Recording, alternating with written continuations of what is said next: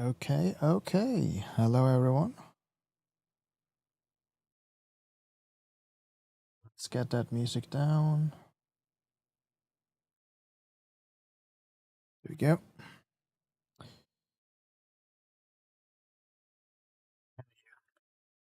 Hello there. Thanks again for coming.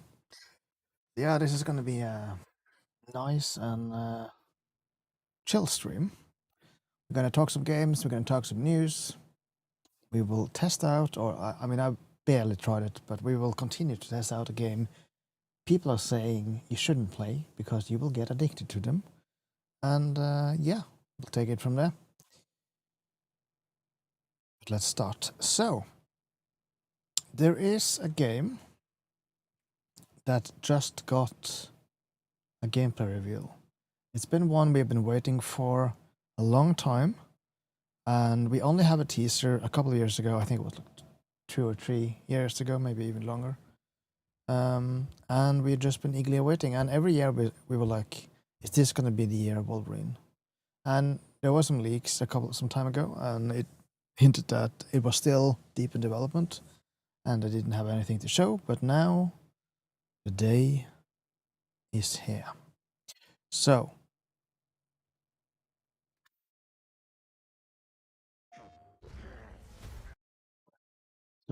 sorry about that.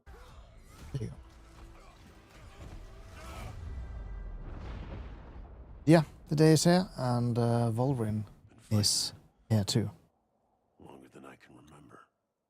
It is very bloody, and I love it. It's exactly what you want in a Wolverine game.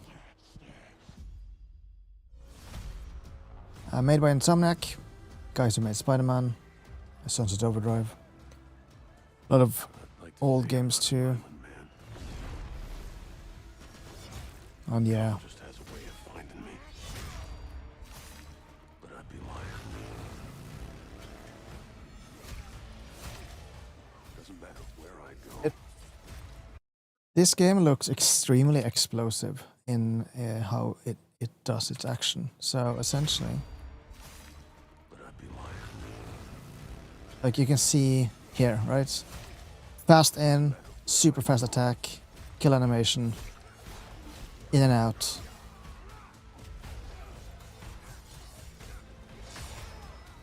How far I run.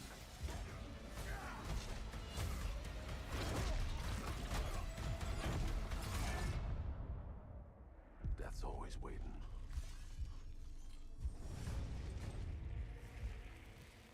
Just not for me. I feel like I should recognize that person. Yeah, one with the glowing eyes. It's the Mystique, definitely. Because I ain't no hero. I'm Wolverine. Oh yeah. Sentinel. That'd be right. But yeah, actually, this is a good one. Can I? Yes. See here. This is probably going to be the cover art, as far as I understand. Iconic yellow. Fall 2026. So it's essentially a year from now, which means they're starting the marketing cycle, getting people excited with this gameplay trailer, and then, as far as I understand and from what they've said, I don't know if they're gonna have. I would expect, hopefully, maybe something at the Game Awards, but they did say expect more summer next year. So either Sony's own state of play, which what they're probably gonna do actually is they're gonna do maybe a teaser at Summer Game Fest, and then with info you see more at state of play in like a week or so, right? Or 2 weeks. Maybe something like that. But yeah, next summer, so 3/4 of a year. And then release sometimes fall 2026. Already, that's going to be a tough date. They probably didn't take a specific date because they want to see how that half of the year is essentially going to pan out.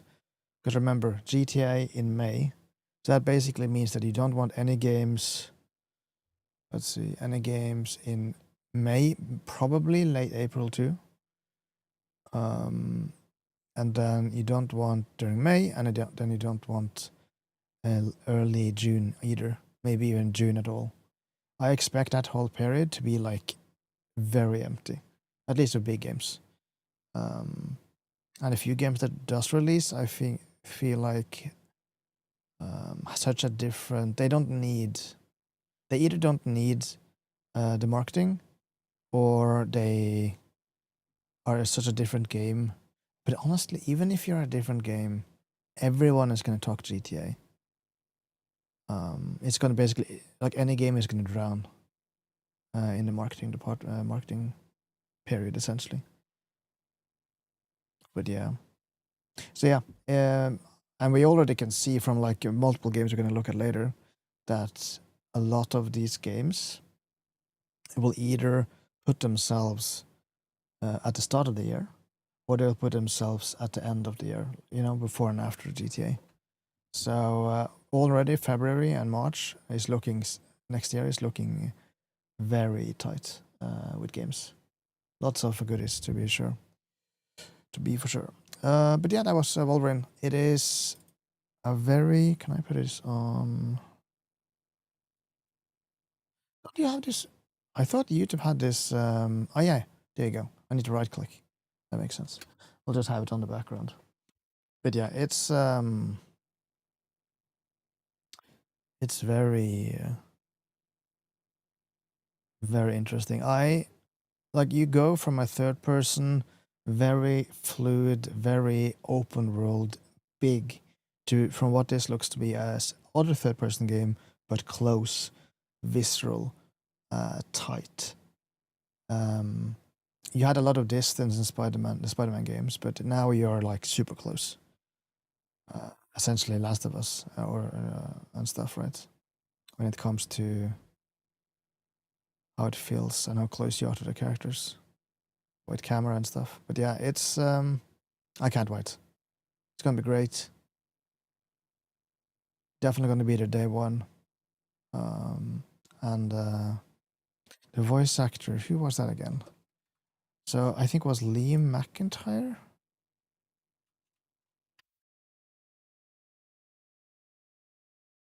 Was it? Liam? I think it's Liam McIntyre. Yeah. I think that's how you said it. Isn't he the guy who was in Spartacus or like? Hold on. What series have I seen him from? Yeah, Spartacus. Nice. Interesting.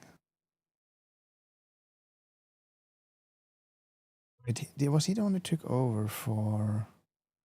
What was his name again? Ah, yeah, Andy Whitfield.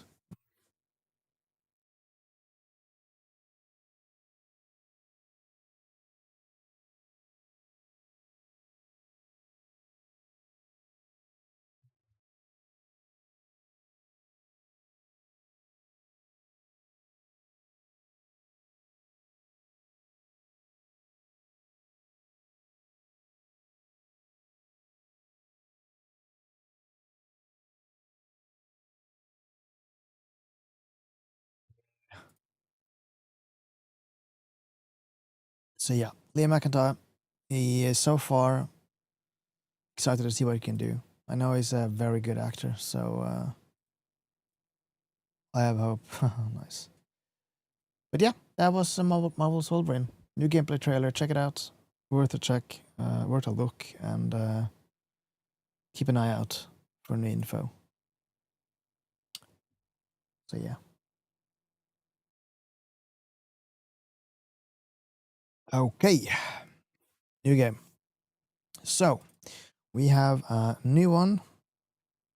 A new trailer for a game much closer to release than Wolverine.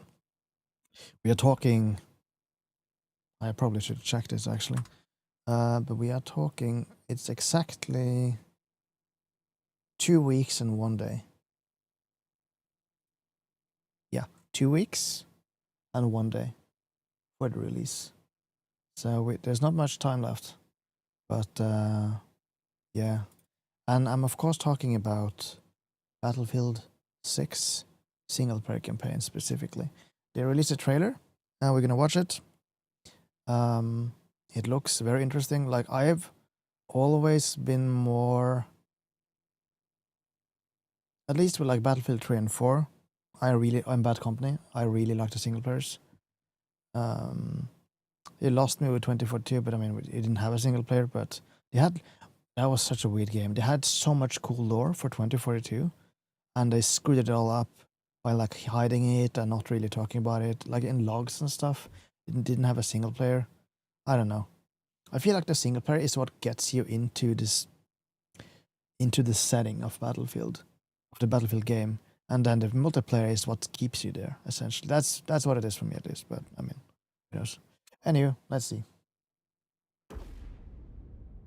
Hostiles inbound. 100 meters in closing. I got 2. East side. Moving right to left. I got 3 west side. Frame shoot. On the T of X. First, I thought it was COD. I will admit, but 1. Execute. it's kind of obvious it's Battlefield. The world as it's commonly known has crumbled. Alliances that held since the end of World War II, gone. Dagger, this is Pax's ballsiest play yet. If they succeed, they will have secured the most strategic rock in the history of warfare. Want to help our friends take back this rock? Let's take a big rock. No doubt about it. It just looks like a really fun adventure. The whole world's gonna look different now. Just takes a little shake of perspective. Gotta love a challenge.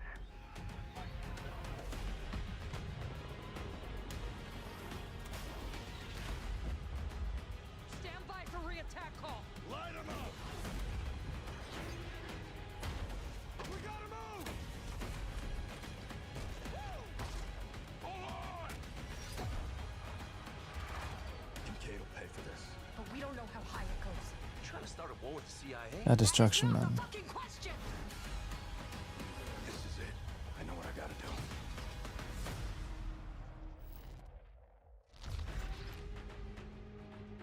Here's the thing, right? It looks really good, and it doesn't even have ray tracing. That's the insane thing for me. But yeah, actually, I can probably do this. But yeah, this looks great. Good amount of I got 2. East side. explosions, destructions, big booms, night missions, day missions. Yeah. It is definitely something I'm looking forward to. I've already decided what I'm going to do when the game releases. And that's essentially, we're going to start a game. We're going to go straight into a single player. I'm going to play that immediately. I'm going to finish it. We're going to do it all on stream, either in 1 or 2 streams. And then we will go straight over to multiplayer. If I can't finish it in 1 stream, we'll probably stop a little bit early and then play some multiplayer matches. But we'll see. I know for a fact we're going to definitely start with single player, because I want to get it finished before I leave. And then we'll probably just main this game the whole weekend, essentially. I'll have to take a break on Saturday, but Sunday and maybe some parts of Monday, we'll see if we can play some Battlefield and stream it. And then I'll be gone for about 3 weeks. I've actually been thinking about doing something while I'm in Japan, but we'll take that later on another stream. Man, I need to not mumble. So yeah, this is Battlefield single player. Looks amazing. Just what we want. Can't come soon enough. It's gonna be great, I hope. So that's Battlefield. Also, I believe, I don't know if I actually, just a second here.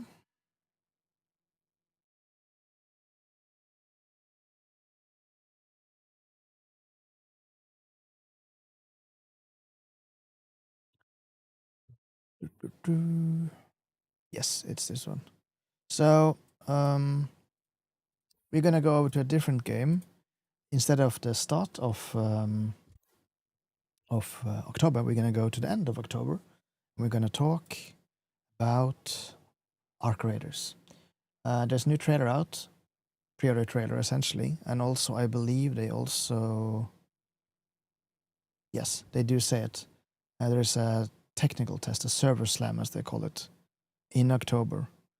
So for those who are unsure if this is a game they want to do or want to play and buy, then I'll definitely recommend you check out that server slam. Well, take a look now. That sound, man. It's so good. The soundscapes in this game, yeah, 10 out of 10. Right there, follow. That's it? Yep, Apollo pays top coin for these. What? Why? I Looks. think it's for the kids, you know. Fine. Ducks for them, deals for me. Let's go. I got this. Hey, Raider, you looking to blow stuff up? Well, whatever. It's a DM set, but I can just mute. YouTube, I probably have to change the song essentially, or do some AI stuff to change the sound. So if you're watching this later, I'm sorry.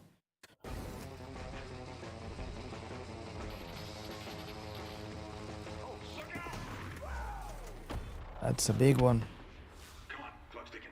This is our way out. Yeah, this is a new area.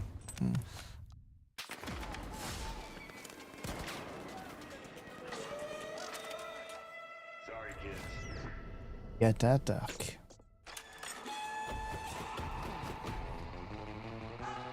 Head back topside.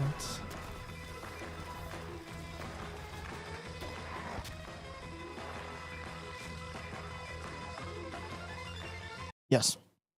October 17th, 19th. Mark those dates. I strongly recommend you check it out. I will do it myself, but I won't be able to stream it for obvious reasons. Because I'm in Japan at the time on holiday. But I'm still gonna try it out on my Steam Deck. Just like a little bit, just to, you know, get it in. But yeah, it's gonna be great.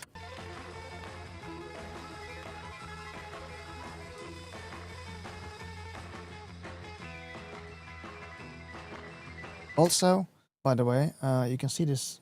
Yeah, you can see this mark, GeForce Now. The game is gonna be on GeForce Now at launch. And also with the deluxe edition, as far as I understand, you do get like I think 2,400 coins, which equates to like 20 USD. So if you are planning to just, no matter what, get some microtransaction coins for like skins and stuff, then it's a no-brainer to just get a deluxe edition. But yeah, GeForce Now. So if you don't have a PC or console to play it on, I'd strongly recommend that. They probably will enable the 5080s for this game. So yeah. But man, it's gonna be great. Can't wait. You know, despite me looking forward to Battlefield, I'm actually looking forward to Arc Raiders more.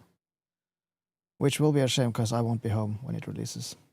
But I'll be streaming it a week after it comes out, essentially. But that's such is life. And despite that negative, I'm still happy because I am leaving for holiday, and that's gonna be nice. Take a break from everything. But yeah, strong recommendation. Check it out on the Server Slam. It's open for everyone. You don't need to pre-order, by the way. You don't need to.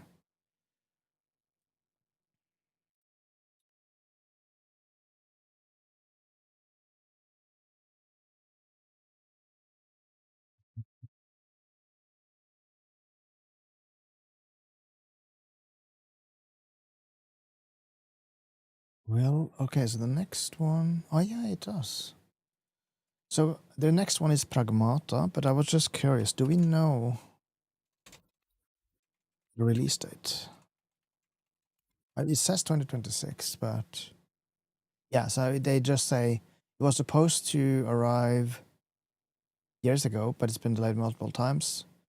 They're saying 2026, We don't know, but I guess we'll figure out at some point. Maybe the Game Awards, who knows?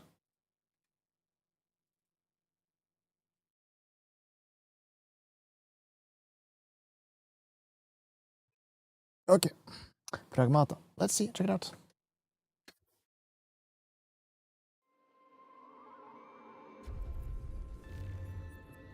The shelter. Looks like we got some backup power here. Who's the voice for the main character? Maybe we can upgrade our stuff. Worth a shot.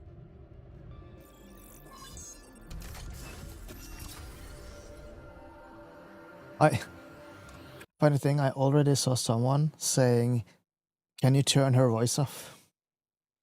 And you're probably gonna notice why, but I think it's fine so far. But hey, choice. It's better to have more choice than less choice. So, but yeah, We gotta get going. Ready when you are. same thing with Mimir in the God of War, essentially. Yeah, that's the hacker one. Crack. Jump, you. This friggin' thing is tough as hell. We can use this to hit harder and beat things faster. We did it!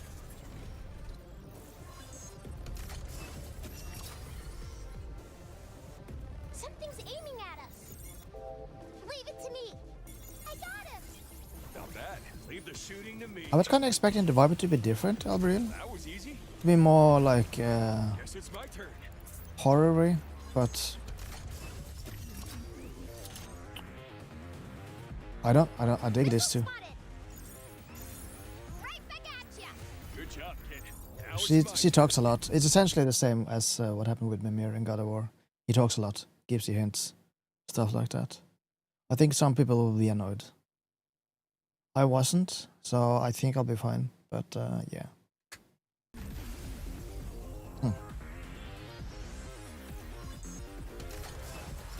Definitely gonna play this at the release. Move, you. At least that's the objective. Hacking. You're going down.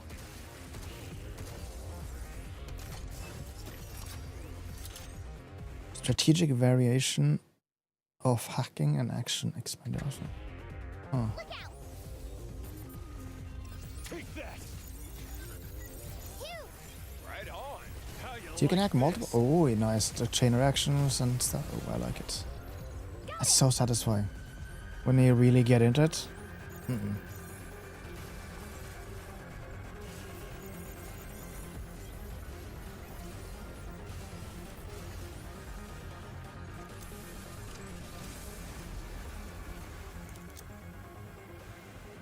Pragmata. Looks fun. Looks cool. I like the graphics. I like the sound. Diana, Yeah? What? see this spot? You think we can get here in one piece? Yeah. We'll go, and if you don't get hurt, that means it's safe. Let's go. Sounds like a plan. Yes, it does. Now I am curious. Who the heck is voicing him? Pragmata. Let's see.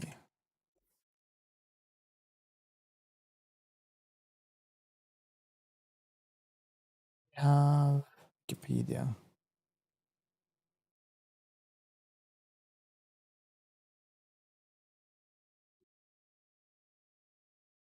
There we go, Pragmata. IMDb. Does it say? Nihi Hugh Williams.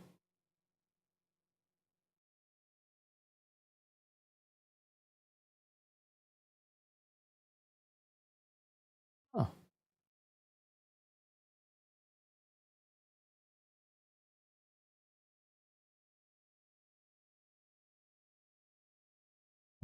He's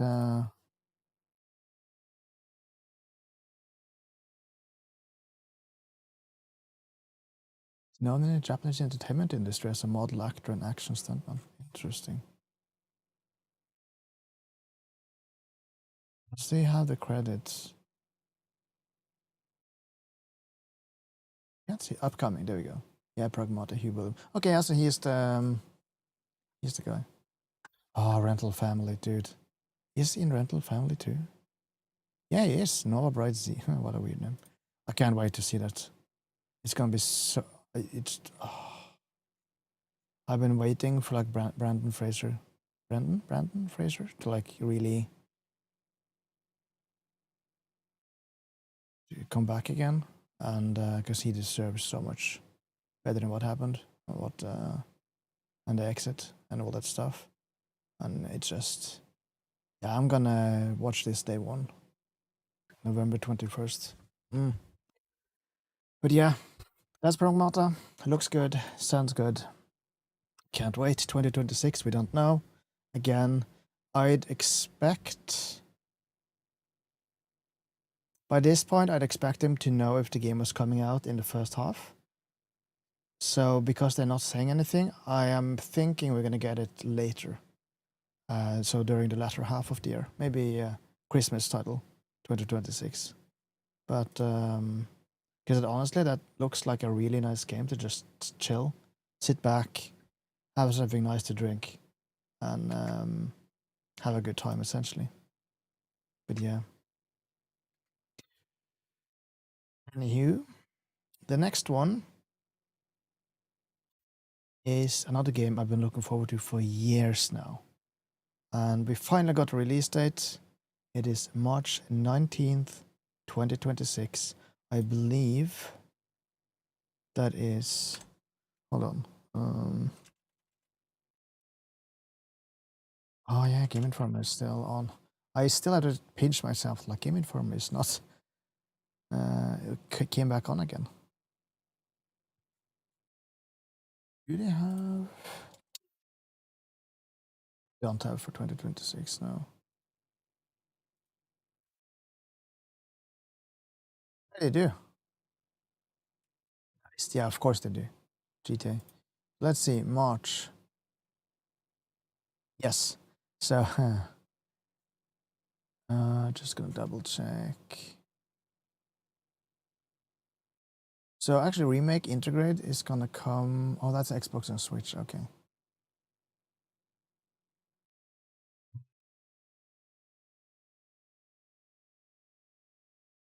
So we have Resident Evil Requiem on the 27th of February. So that's the absolute end of February. And then we have March is packed, actually. We got Crimson Desert on the 16th. We got Saros, which is Housemarks. Housemarks? I think that's how you say it. New game. That's basically Returnal 2. Saros on March 20th. And then we have 007 First Light on the 27th. Essentially, if I go and look at the calendar, we'll look at March. The first one was the 16th. That's a Monday. Huh, a Monday. Well, hey, at least they have the whole week to like do bug fixes and stuff. That's nice, I guess. And then we have on March 20th, which is that week's same Friday, so that's essentially 4 days later. That's when Saros comes out. And then on the 27th, which is exactly 1 week after that again, next week's Friday, that's when 007 First Light comes out. So that week is gonna be packed. As far as we know, there is nothing in April yet. We have only one thing in May, I know for a fact, and that's Grand Theft Auto 6. There's lots of games we don't know more about, like Arcade Chronicles. We have Fable. Yeah, lots of other stuff we don't know about. They just said like 2026 or coming in the future. But yeah, let's, before I go to, this was a digression, sorry. We're gonna go back and we're gonna watch the Crimson Desert trailer. And yeah, look at that. Citizens of Pywell. Today, a new chapter in this land's history shall be written. Peace, my bro. Peacer is activated. We fight those who wield power to prey on the weak.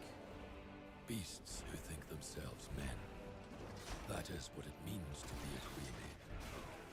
The time has come to do what we believe to be right. Cliff, seek out your Greymane comrades. Uncover the truth that lies within and let your heart Oh, sleep. basically direwolf mount. In the end, all will come together as one. We fight for the future of all. Sound the horn of our final battle.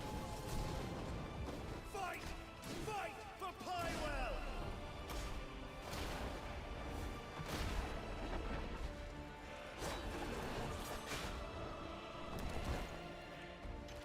Your Handgun. fight is not for revenge, nor glory, nor pride.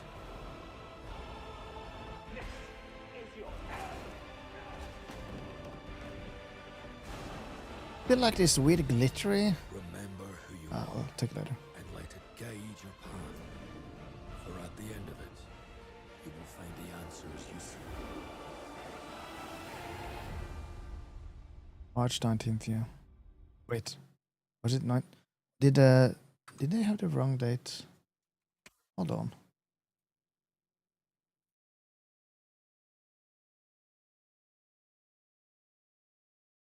Yeah, they said March. Oh shit, wait, what? 2 seconds.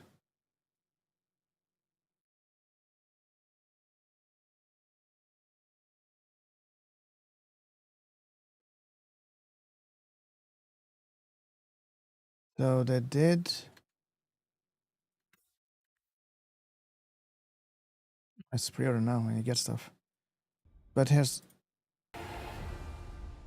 March 19th. Okay, so Game Informer has the wrong date. In that case, we're even more screwed because it comes out then on a Thursday, the day before Saros. Honestly, Crimson Desert for me is gonna take the winner then, for which I'm gonna play. I want to play Saros, but I need to source a PlayStation 5 too, actually, before this. Anywho, yes, it is very, very interesting to see if this game, Crimson Desert, is actually going to be everything we hope it is. Because it looks like an everything game, essentially. It has things from Zelda, it has things from every game, essentially. And you can vault over with a pole, walls, you can you can see a lot of different let's see if I can. Yeah, you fight with a sword and shield, right?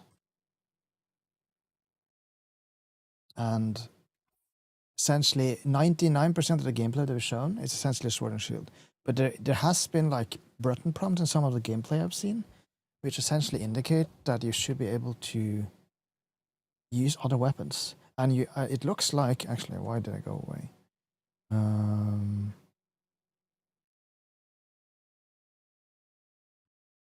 Here we go. This is another character. This is another character too. This is also another character, I think. No, wait, it isn't. That is him. But this is definitely a female. And artifacting and stuff is insane. Yeah, this is not him. This is a female. So it looks like you can play as different characters. I don't know. Now I'm curious. Can you change characters? Is part of the story playing different characters? Can you change freely? Can you make your own character? The heavy movement really reminds me of Dragon Dogma. Yeah, there is weight in this game. And but also explosive weight. So I feel from what I understand and from what people who have tried the game says, it's essentially, I'll just do this. It's essentially heavy in the movement, but when you first do stuff, it's super explosive. It's super fast. And apparently the combo system when you fight is as complicated as a fighting game, as some people have said. You can do insane combos with different button presses and essentially you have to learn. People have said when you start this game, it's gonna be, for us it's probably gonna be easier because we're gonna start with way less abilities and skills. But everyone who's jumped into the game basically said that you have to train like a fighting game essentially to like really master the movement of this game. It's even more complicated than Black Desert, which actually has like a proper. Actually, we can see if I can like find some of the Crimson Desert. I believe they have a gameplay video where they showed what buttons to press. Dev archives. Is this the one?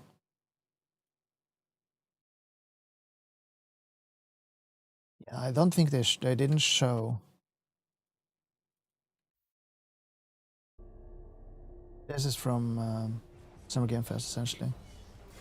Like, as you can see, it starts heavy, but when you go into the movements, it's like super fast, like super, like explosive is the word I'm looking for. Yeah. And people have said that the amount of stuff on screen can be so much sometimes that they have problems really, and also the camera in combination with that they have problems actually like keeping up with what's happening on screen. Gonna go turtle mode.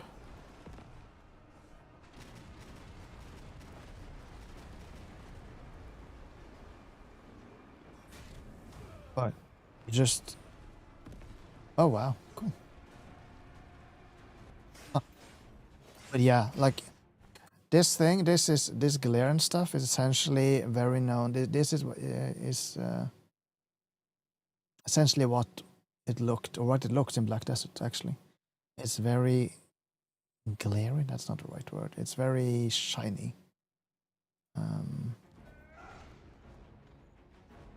It can be a lot sometimes. Yeah, like this. Like what's going on here? So much stuff. I don't know, like if I love flashy stuff. I love epic stuff. I love particles. I love great graphics, which this game will have ray tracing and everything. But I don't know if it might be too much. But hey, I'm not gonna let that stop me. I'm gonna play this day one. By the way, 19th of March this game comes out. Saros comes on the 20th. And First Light comes on the 27th. So we basically have, if you're going to play all of those 3 games, you'll have one day after Crimson Desert. I'm going to prioritize Crimson Desert compared to Saros. That's just a me thing though.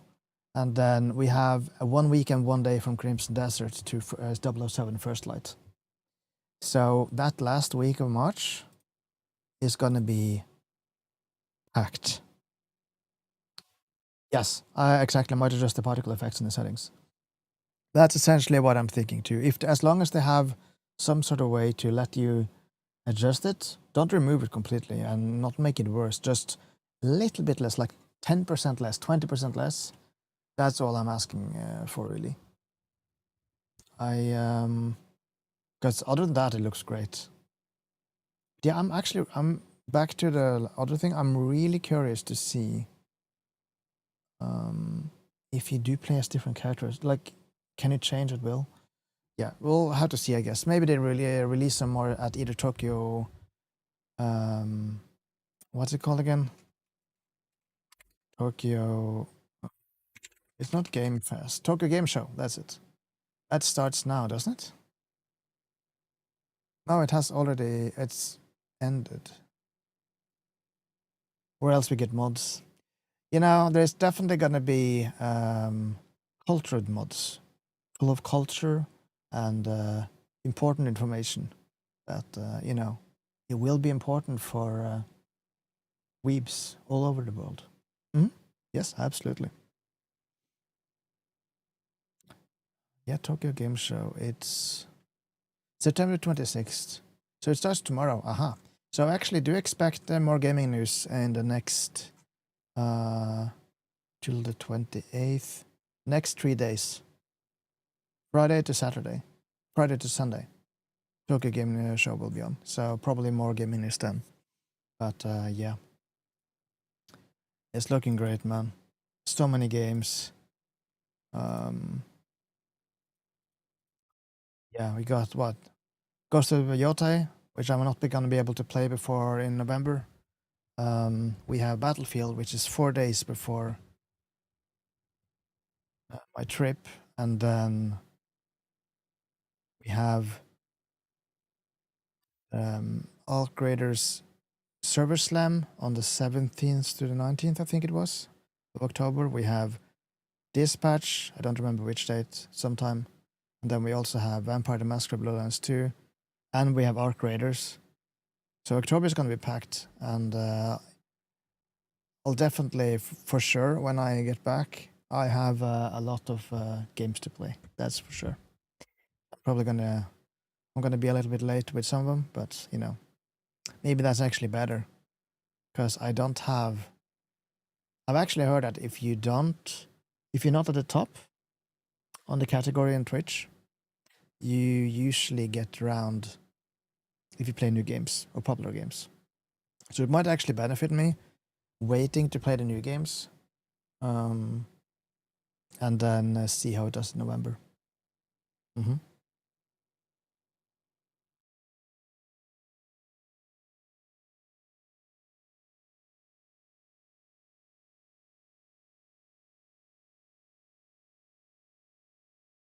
There you go. Yeah. How's it going, my friend? The day been good to you? Work? You slept okay? All good? Thanks for being here, by the way.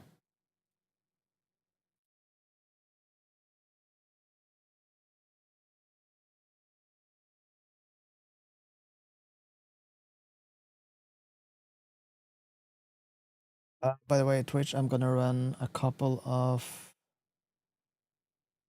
minutes of ads just to get a pre-roll off, and then we're gonna go into the next part. Working at the moment? Yes. Working. Yes. Hey, sometimes you just need to take it, like, sit back and have a good life. So it's all about maximizing your energy, you know.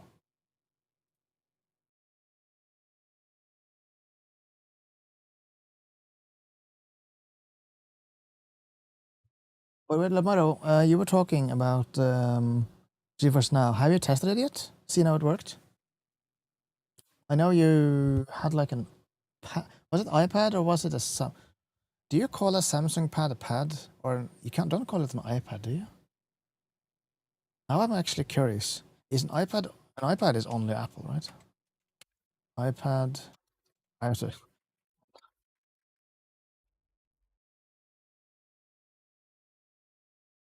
I need to. Okay. Haven't tested it yet. If you want to, you can check my account if you want to. I can Samsung tablet. Okay, so it's just a tablet. That's what you call it, though. I have like founder's access. So I have like unlimited hours. I don't have access right now to the greatest one because I'm just paying for the cheapest subscription. But if you want, you can just test it. It's up to you.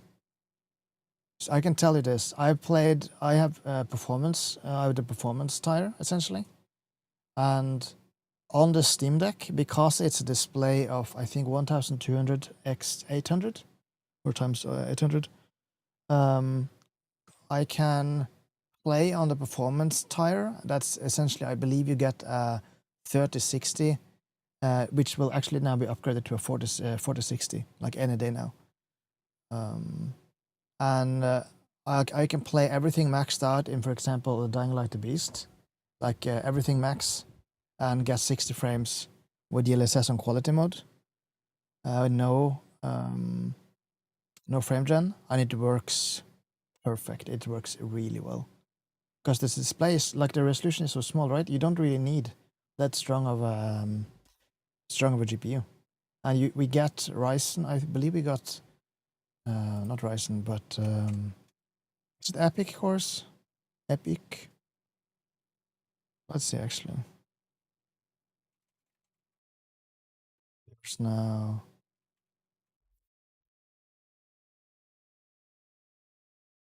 Higher.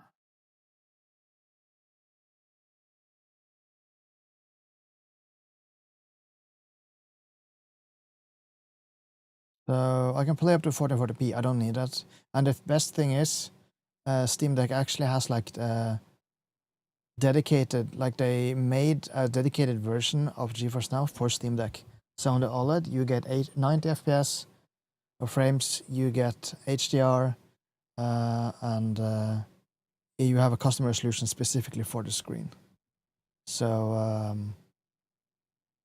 yeah, it's great. I don't even know if I need to upgrade actually, and I pay 40, I think 220 NOK every 6 months, which is like I think 49.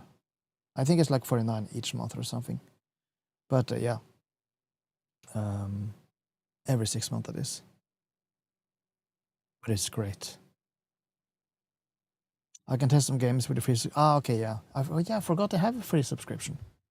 I totally forgot that actually. At least now you know it works fine. But hey, it looks like nearly every new game is gonna be on it. Like I think Dispatch is gonna be there. Not that we really need Dispatch. I think Dispatch is gonna be easy to run. But like I know Battlefield is gonna be there. I know Vampire the Masquerade is gonna be there. I know Ark Raiders is gonna be there. So yeah, and all of them, if you get the Ultimate Edition, you'll get a 5080, and can play. So everyone, if someone's watching this, either live or late, wow, in VOD, essentially after the fact, after I've streamed, I strongly recommend. If you don't have all the money right now to save up for a PC, I strongly recommend checking out GeForce Now as like an interim solution. Or if you have problems in some of the games and they are on GeForce Now. I guess the only negative is that not every game is there and you can't mod the games. But yeah, it's a great service. It's gonna be great checking it out on. I actually bought. Do I have it with me here? Hold on. I want to show. I went the extra step for like my Steam Deck. Hold on.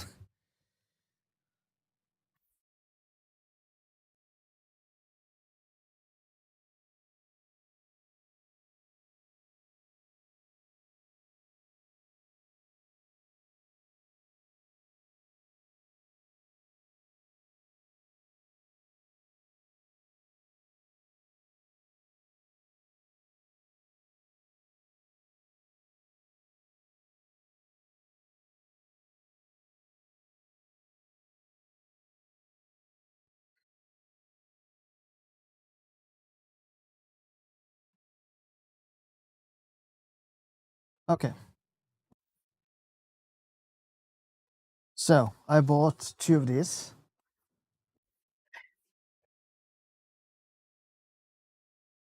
Which is essentially USB-C to gigabit Ethernet adapter.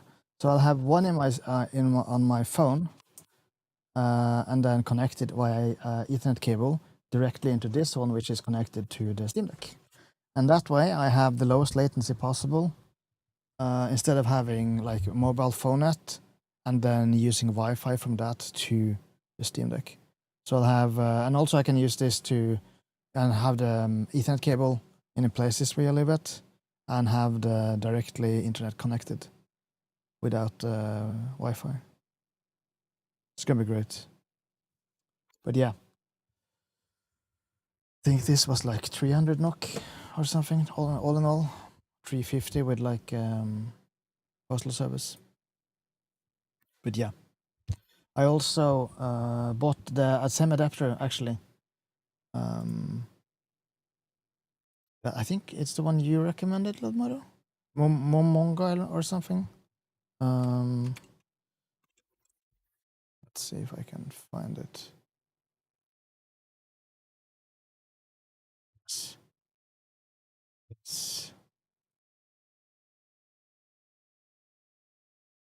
It's this one.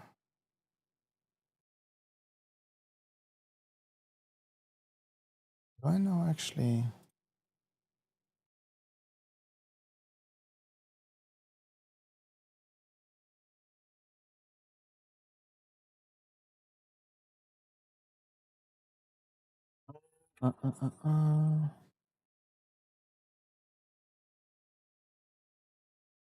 It's this one essentially. Can I just... I'm not showing any address or stuff right now, right?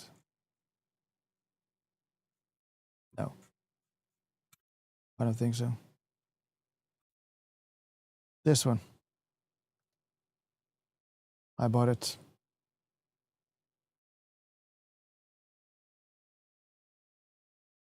It'd be great.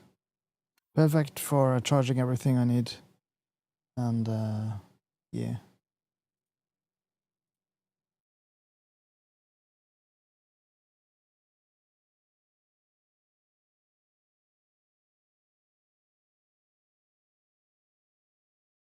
Yeah, it's so I think I'm actually closing in on everything I need for Japan trip. I also got I got some there was like a discount. I think I got like 1,000 NOK. Yeah, the 100 watt. Nice. Yeah, I don't need a 100 watt one. It's like 70 is more than enough. It was like way more expensive, and I got like a discount on the 70 watt one. Hopefully, it should be fine. Like I'm looking in the I checked the Steam Deck to see if I think this was 70 watt actually. Yeah, 70 watt. Steam Deck 70.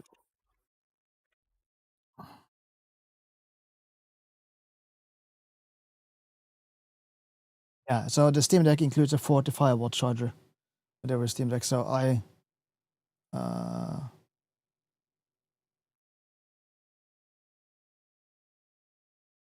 yeah, it does. It's gonna easily be more than enough.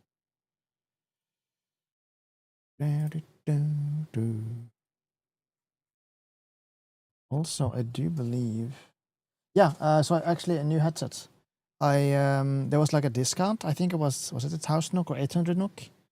So I got the XM5s, Sony XM5s at a great price.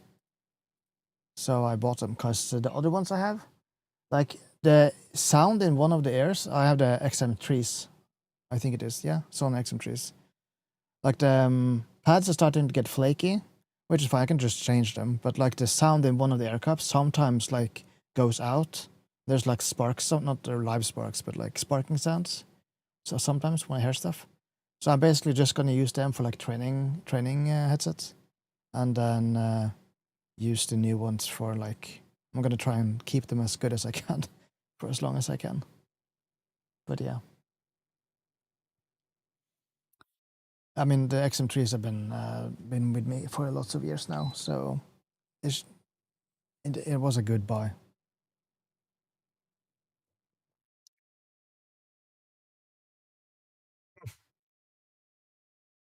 Question, Ladmaro.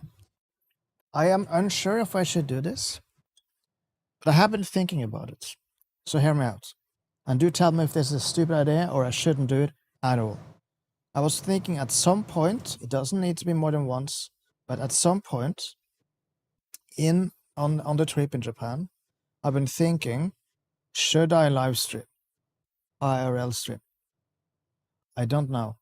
But I've been thinking maybe I should do it like one day, go around Tokyo or like go around somewhere and just live stream. It's it's been a thought, that's for sure. But yeah, do tell me if it's a stupid idea, or if you think it might actually be a cool idea. I don't know, but yeah. Before we go into games, I want to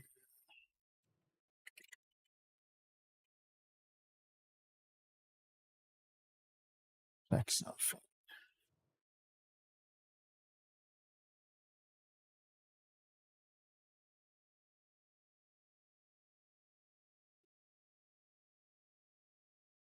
Wait, Ghost of Yota review thread? Does Ghost of Yota have like a review? Hold on.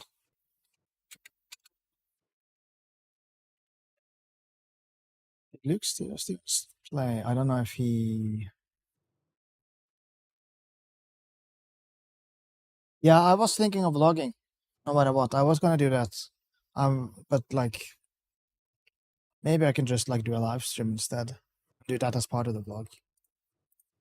Or I could. Okay, so there's two minds. Either I do a live stream, or I skip all the live stuff and I just make a video and photos and stuff. And I make a YouTube video when I get home and edit it.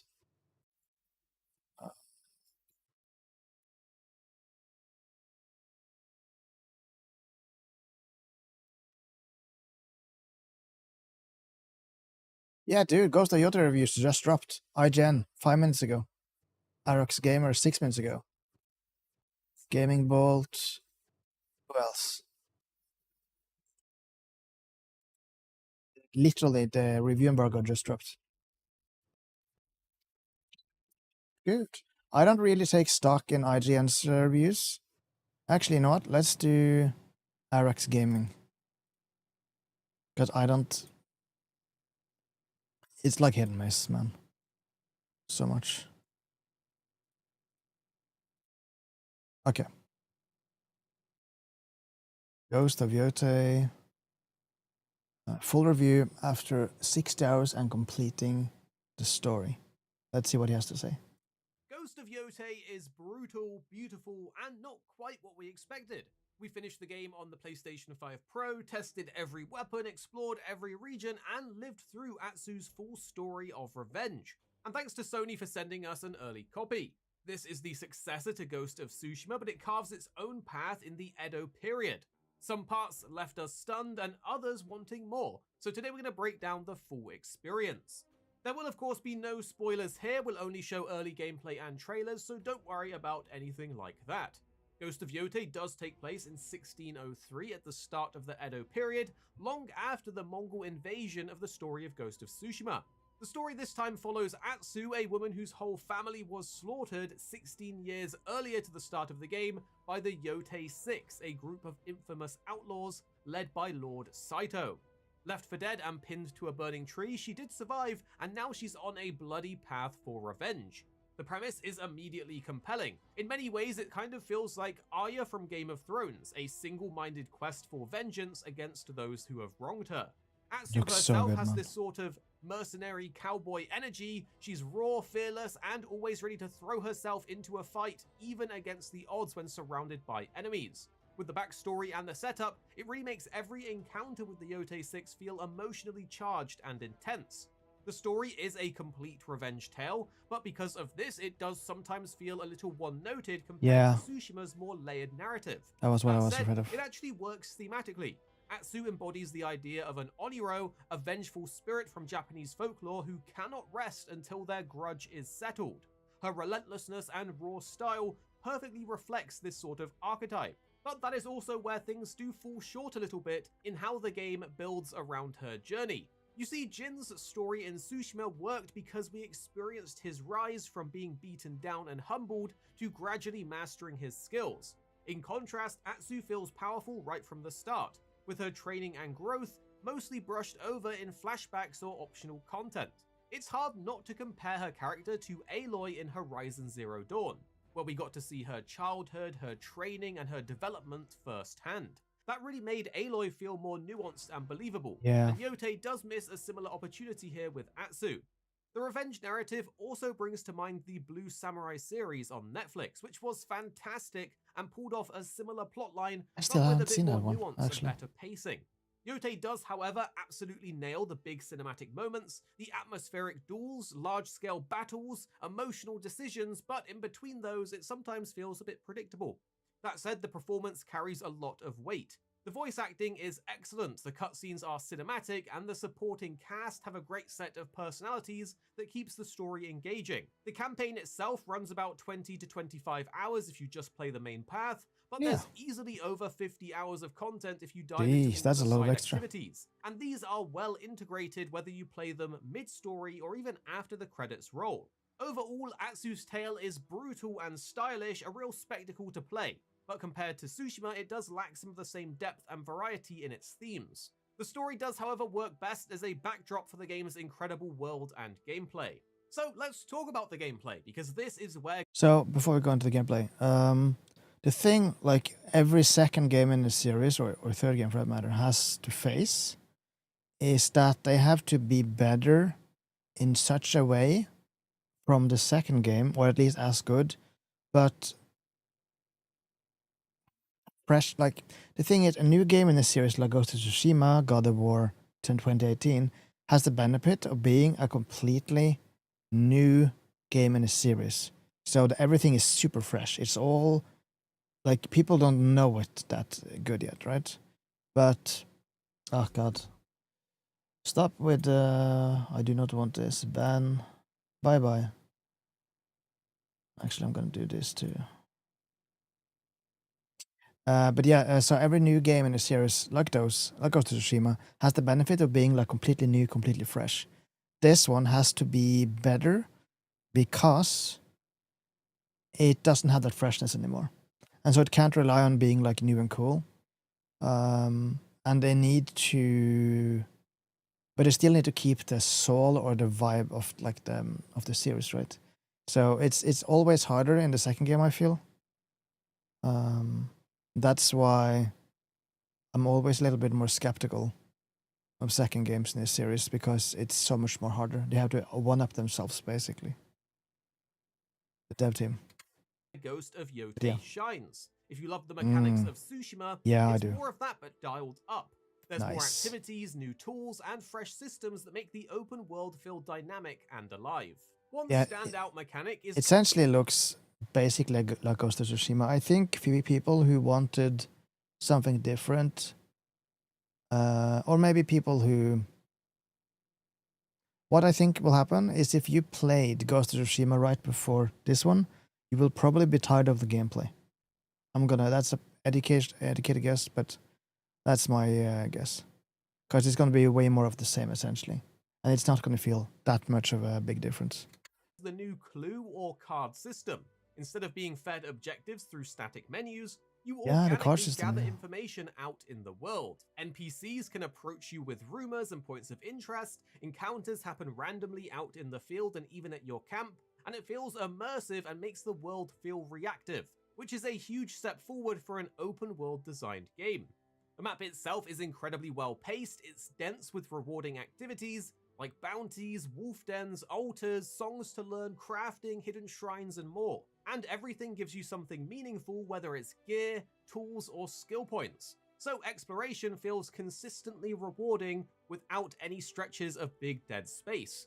Very good. Camping also adds another layer, letting you cook for buffs, craft ammo, meet travelers who give you rumors about nearby points of interest, and more. It's a smart system that encourages resting and immersion in between missions. The game also makes excellent use of the DualSense controller's features. From the HD rumble syncing with the soundtrack to motion controls used in forging weapons or cooking, it pulls you deeper into the experience, although some of these things can get a bit repetitive, but you can skip them. Progression is good. also rich with different skill trees, armor upgrades, and lots of cosmetics. You've got plenty of variety in the masks, the dyes, the hats, and the weapon kits, and the tools and weapons are plentiful too. You have smoke bombs, kunai, bows, eventually firearms, including a flintlock pistol, which honestly reminded me of Assassin's Creed Black Flag in the best way possible. Traversal and riding also feels improved overall. The horses have new mechanics like flower trails for speed boosts and even charges later on. Fast travel is also lightning fast, at least on the PlayStation 5 Pro, which makes exploring completely stress-free. And I have to highlight the menus Wow, and that's UI yeah. because they are extremely well executed, being well organized and gorgeous and stylish. All in all, the gameplay loop is packed, rewarding, and full of small touches that really pushes the immersion element forward. The combat itself, however, does stick to the don't fix what isn't broken philosophy. It has the basics from Tsushima, but instead of stances, Atsu has an arsenal of different weapons. A katana, dual katanas, a Yari spear, and Kasari Gamma. Each weapon works in a triangle system where certain enemies are countered more effectively by certain weapons, much like how stances functioned in the original. The weapons are unlocked through optional side missions and training missions, which double as some of the best storytelling moments. It's absolutely worth seeking them out before diving too much into the new regions. And the combat itself actually feels a bit more unforgiving this time. Enemies can two-shot you with quick combos that sometimes come in from off-screen, which can feel a little cheap. But on the flip side, finishers and animations are brutal.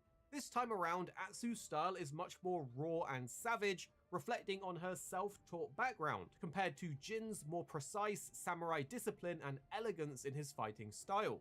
Attacks also have more variety now, with bluey-white flashes requiring a timed block, red attacks must be dodged, and new yellow attacks will actually disarm you, forcing you to recover your weapon. These can be countered with a charged heavy strike at the right moment though, and the skill trees expand each weapon with unique combos and finishes, so exploration is key to unlocking your full toolkit. Stealth can also be extremely satisfying too. You have ways to distract, assassinate, even chain assassinate, but you do have to invest in the assassin skill tree to fully The wolf unlock the helps. potential Nice. of this playstyle, but if you do, you will very much more so feel like the ghost once again. Overall, combat is tense, very skill-based, and visually spectacular, although with Jin's more samurai style of fighting and stances, it does feel like a little bit of the samurai power fantasy is lost here. Yeah. Now let's touch on the world. That is the one thing I've been worried about this game, or the one thing. There's two things really I've been worried about, and one of them is essentially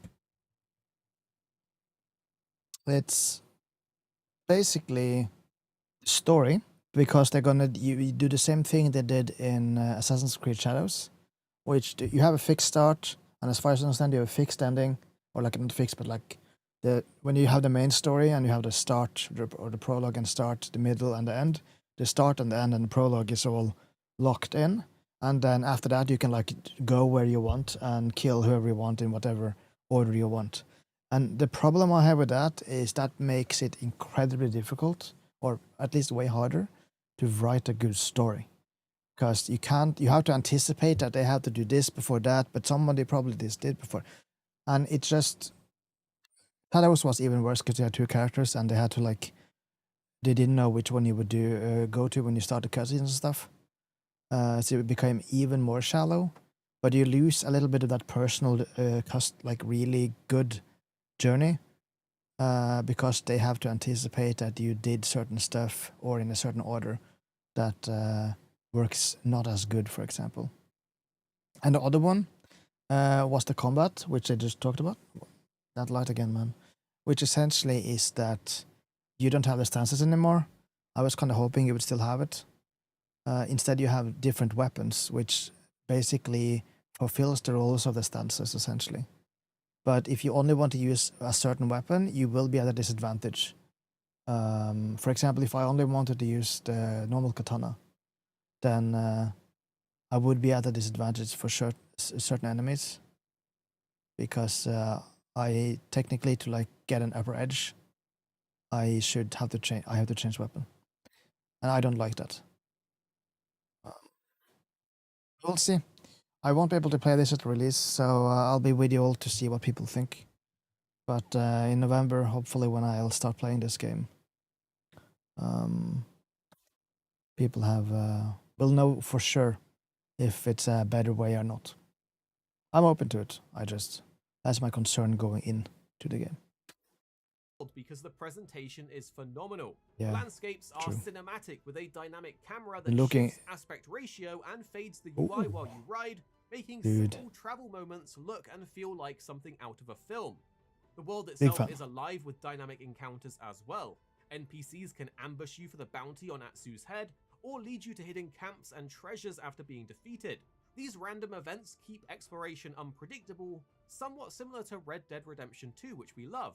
Exploration is also aided by maps that you can buy, which show you where collectibles, points of interest, and secrets are located, and you have to manually line them up on your own map, which makes for a clever little puzzle system. I like Traversal and it. parkour does feel much like Tsushima. It's still fun, especially in areas with grapple hooks and vertical routes. Combined with the cinematic visuals, it's a joy to just wander and lose yourself in Ezo. The soundtrack is also very strong, although not as instantly iconic as Tsushima's. Aw. The main theme for Yote does stand out, but overall it feels like there's a few less memorable bangers. But what is impressive is how tightly the audio is tied to the gameplay. Atsu's shamisen is used throughout the game, with you learning and performing new songs as you progress. When you combine this with the controller features, the game's sound design feels alive and physical. For the graphics, well, this is a gorgeous game. The foliage, the lighting, the weather effects are all pretty much jaw-dropping. The character animations are also very much improved over Tsushima's, and the various vistas, snowy peaks, and coastal sunsets all look incredible. Performance is also solid. Across our time with the game, we didn't encounter any crashes or serious dips. Because this is such a combat-heavy game, we do strongly recommend playing on a 60 FPS mode, which makes things feel more responsive and fluid. Ghost of Yote offers various visual modes for this. Quality mode will push the sharpest resolution and details, but at 30 FPS. Performance mode will drop the resolution and give you a smoother 60 FPS. And then the ray tracing performance mode is a standout, combining ray trace lighting and reflections with a steady 60 FPS at a slightly lower resolution, and it is an exclusive mode to the PS5 Pro. PS at a combined. Enable higher quality lighting that targets 60 frames per second. Cutscenes are always rendered at 30 frames per second. I prefer, well, that's gonna be jarring when you go from 60 to 30. I saw the Digital Foundry just released a video, so we're gonna watch this after. Combining ray trace lighting and reflections with a steady 60 FPS at a slightly lower resolution, and it is an exclusive mode to the PS5 Pro, which is what we settled playing on. Whatever you pick though, the game runs cleanly, with near instant load screens on the PS5 Pro, and the strong art direction ensures it always looks like a visually great game. Yep, not surprised there. Overall, Ghost of Yote is a solid experience with an amazing world, just with some elements being a bit of a mixed bag. The story, while epic in moments, doesn't have the depth or nuance of Tsushima, but everything else, the gameplay, the combat, the world, the audio, the presentation, is all outstanding. This is an incredibly fun and immersive open-world samurai experience. If you loved Ghost of Tsushima, well, you're probably going to find a ton of things to enjoy here. But that's just our take. What did you guys think of Ghost of Yote? We'll be back with plenty more on the game soon, so make sure you are subscribed down below so you don't miss out. Here at Arix Gaming, very good review. Arix Gaming, I recommend take a look. Let's actually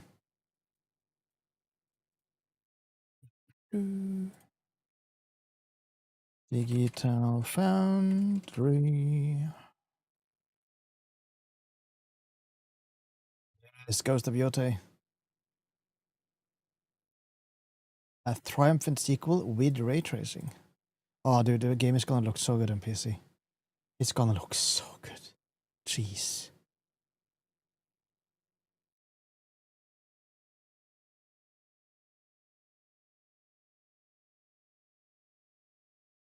But yeah, let's watch. They have a beautiful 4K video out. It's 25 minutes. I don't know if we're gonna watch all of it. Actually, it probably is. But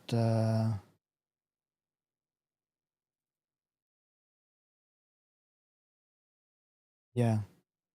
Oh, and I'm just gonna say this now. If the guys who made the videos I'm watching want me to remove it, do tell me and I will. Hopefully this is I talk enough and add enough to make it a good reaction video, but can be hard sometimes because I'm just so focused on what they're saying and what the good videos they make. But yeah, okay, let's watch the Digital Foundry one. Take it from there.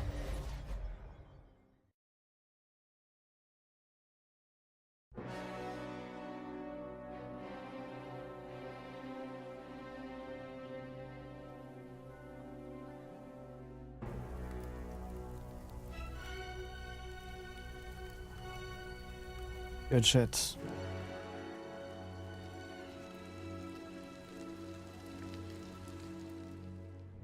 When building a sequel to a successful game, developers often walk a fine line. Stick too closely to the original and risk stagnation. Stray too far, and you might lose your dedicated audience. Early impressions suggested Ghost of Yote leaned toward the former, but the final result reveals something more compelling. Not only is Yote a remarkable sequel, it's also a visually stunning and confidently executed evolution of the original.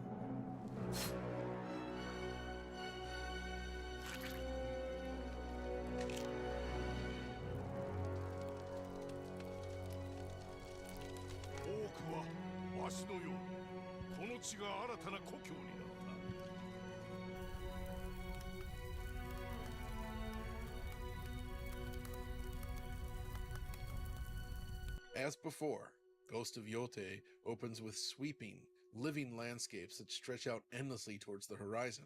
The game's opening title sequence expertly combines perfectly placed musical notes with the appearance of the primary companies involved, followed by a title card. The power of such a sequence cannot be understated. It sets the tone for what's to come. Yeah. And Ghosts of Yote pulls it off beautifully. But before you take to the fields at the foot of the mountain, you're introduced to the character Atsu, whose family is murdered before her eyes at the foot of a burning tree by Lord Saito and his gang. We're then treated to a beautifully animated, ink-style introduction sequence. Atsu has returned to her homeland 16 years later, with an eye for revenge. You begin by cleverly writing the names of your targets using the touchpad, which serves as your belt during your journey. The introduction mission focuses on the snake. During this sequence, I immediately noticed that the game seemed to be running near 4K at 30 frames per second. Naturally, I headed straight to the options menu to see if 60 FPS was available instead. What I discovered was a welcome surprise. You see, Ghost of Yote supports ray tracing.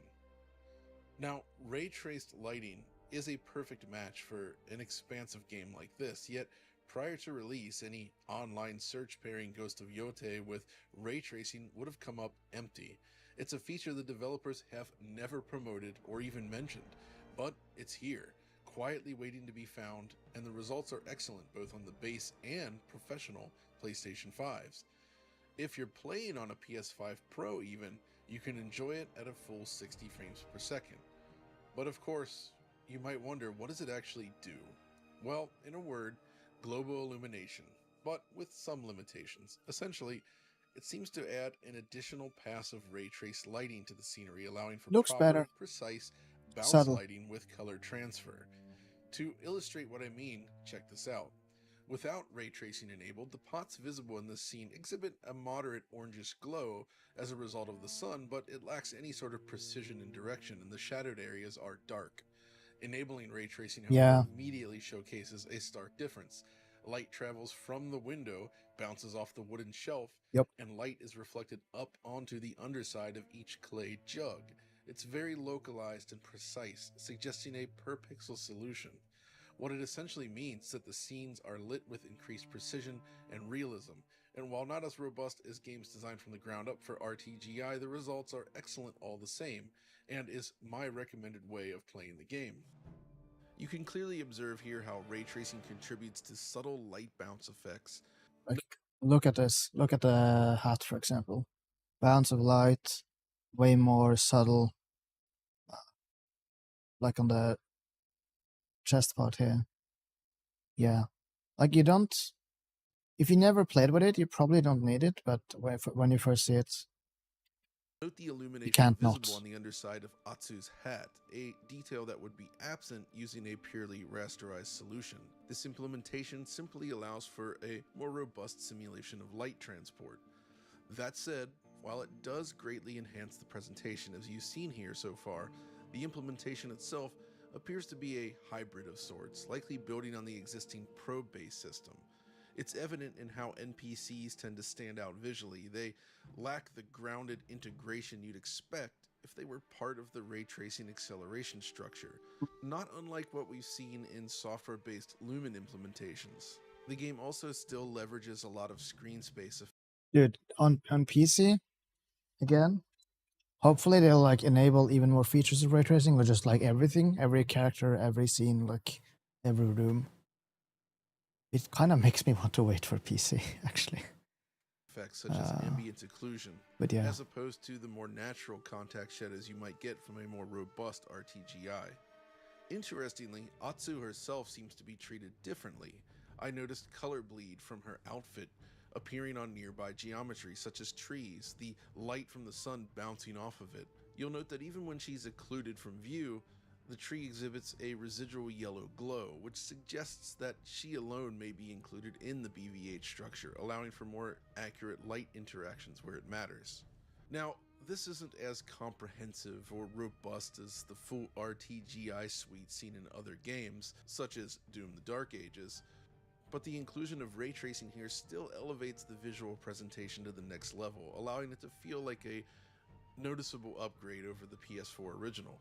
It adds nuance and depth to the lighting model, and for those playing on PS5 Pro, I'd absolutely recommend playing with this mode. That said, the traditional rasterized lighting path remains impressive in its own right. Technically, it's comparable to the original game, but the artistry has evolved. The environments feel more cohesive and visually rich. So this is without this time, even though they were already beautiful in the original. Many of the strengths we highlighted in the original video return here. The volumetric cloud simulation, for instance, is once again superb with minimal breakdown. Yeah, Excellent. That looks real life. Like that looks very good. It really breathes life into these landscapes. The overall atmospheric light scattering, especially when standing atop a tall mountain, is breathtaking. Weather effects build on the foundation laid by the previous title as well, and the addition of dynamic particles and foliage adds a layer of realism to every scene. A particularly delightful touch is the interaction with the foliage, specifically sprinting through leaf-covered arenas leaves behind trails of leaves, fluttering and scattering. Didn't they have this in Ghost of Tsushima? But effective detail. The original had something like this too, but it was much less robust, as you can see, not leaving the trails or producing as many leaves. True. So it's a noticeable upgrade.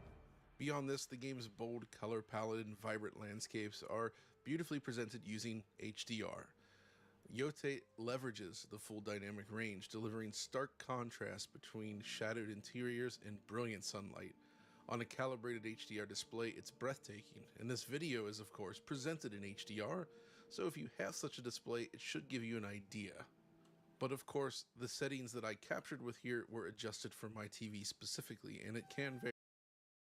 What? This game is in HDR? Hold on. Can't see it, but I'm watching in.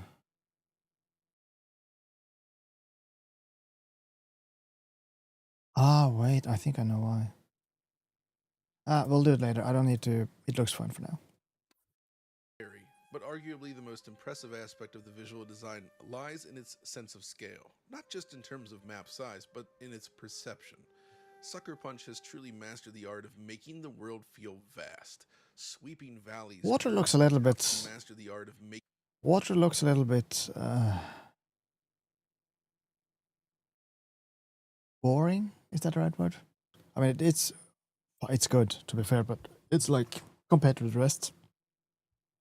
I guess at some point you do have to you can't really max everything out, even on the PS5 Pro. But yeah. Making the world feel vast. Sweeping valleys curve into towering mountains. Oh, that's beautiful. Design amplifies the illusion of grandeur. It's not just big, it feels big. A subtle distinction, but a meaningful one.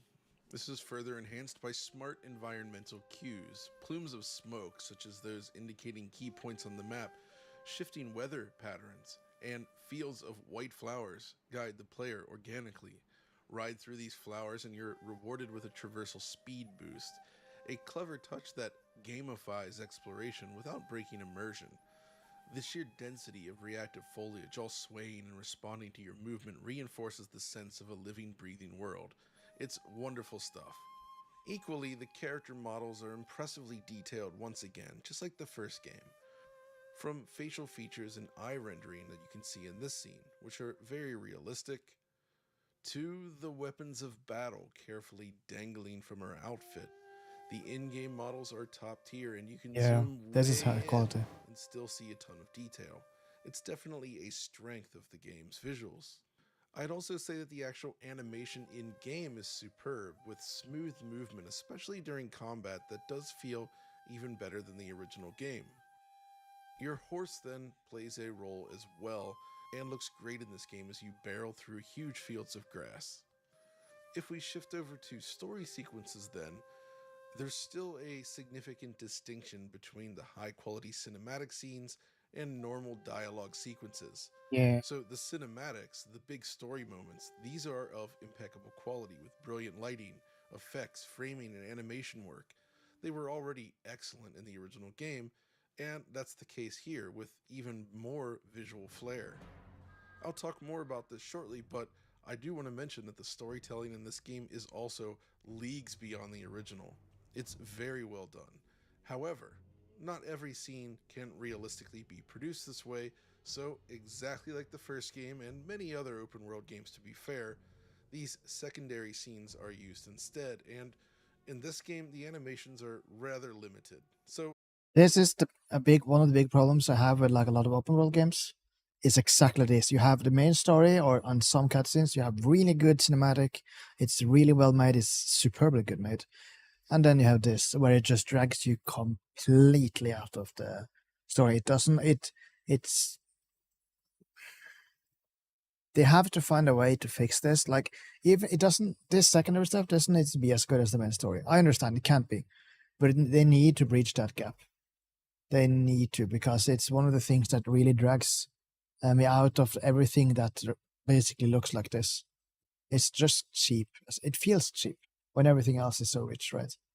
That's one of the big problems. I was kind of hoping it wasn't going to be like that, but it is what it is. the gap between the two feels a little greater than usual. This is an area where Horizon Forbidden West massively improved Yeah. on its prequel, but I here remember. it's not all that different from the previous title. It's kind of similar to something like the Like a Dragon series, which has these amazing directed cutscenes with subpar character interaction sequences. But while we're on the animation, there's something else I wanted to touch on. In my original video, I complained about this, specifically the way the character interacts with slopes and steps. It's not a huge deal, but it does influence how the character Dude. Oh yeah, this was Ghost of Tsushima. Okay, sorry, I thought it was Ghost of Tsushima. sort of interacts with the terrain while simply walking or running. Did they improve it? Well, this time it does seem that foot IK, inverse kinematics, is used here, but the actual movement and animation walking up and down slopes That is that's lazy. Lazy. or stairs still doesn't I expect properly better. reflect the terrain. It's a lot like the first game, which means when doing these actions, it looks a bit awkward. I was really hoping they would solve it, but alas, here we are. Another holdover from the last game is the reliance on screen space reflections with cube maps as the fallback, for reflections of course. By and large, it works well enough, but as usual, the typical SSR artifacts do rear their head from time to time, and unsurprisingly, cube maps don't always match the scenery. Still, aside from those tiny nitpicks, the overall presentation in this game is fantastic. It's a beautiful game, a beautiful world, and a wonderful evolution of the original. It still has its weaknesses, but overall, I do think Ghost of Yotei is a stunning, evocative experience, and I'm always happy to see a non-Unreal Engine-based open world game hit the scene. True. So, let's say you're jumping in, you're sold on the game, you want to give it a shot. You might be wondering then, what's the best way to play? After all, when you open up the options menu, you'll find up to 4 different graphics modes, 3 on the base PS5 and 4 on PS5 Pro. So what do they do and how do they impact the game? When starting the game for the first time then, Yotei targets 30 frames per second with a resolution of 3840 by 2160 or native 4K, without ray tracing. If you're looking for the best image quality, this is the mode to go with. When counting the base PS5, I usually got around 28 out of 30 pixels, so the resolution is a That's little a big. There has to be. This has to be different times of. Yeah, has to be. below 4K, but the image quality is still excellent. Then there's the performance mode, which Hmm. targets 60 frames per second. This one drops down to around 1440p, also without ray tracing. The base PS5 version, however, is closer to 1080p, just slightly above. Then there's the normal ray tracing mode, which is capped at 30 frames per second, but is available on both regular and professional PlayStation 5s.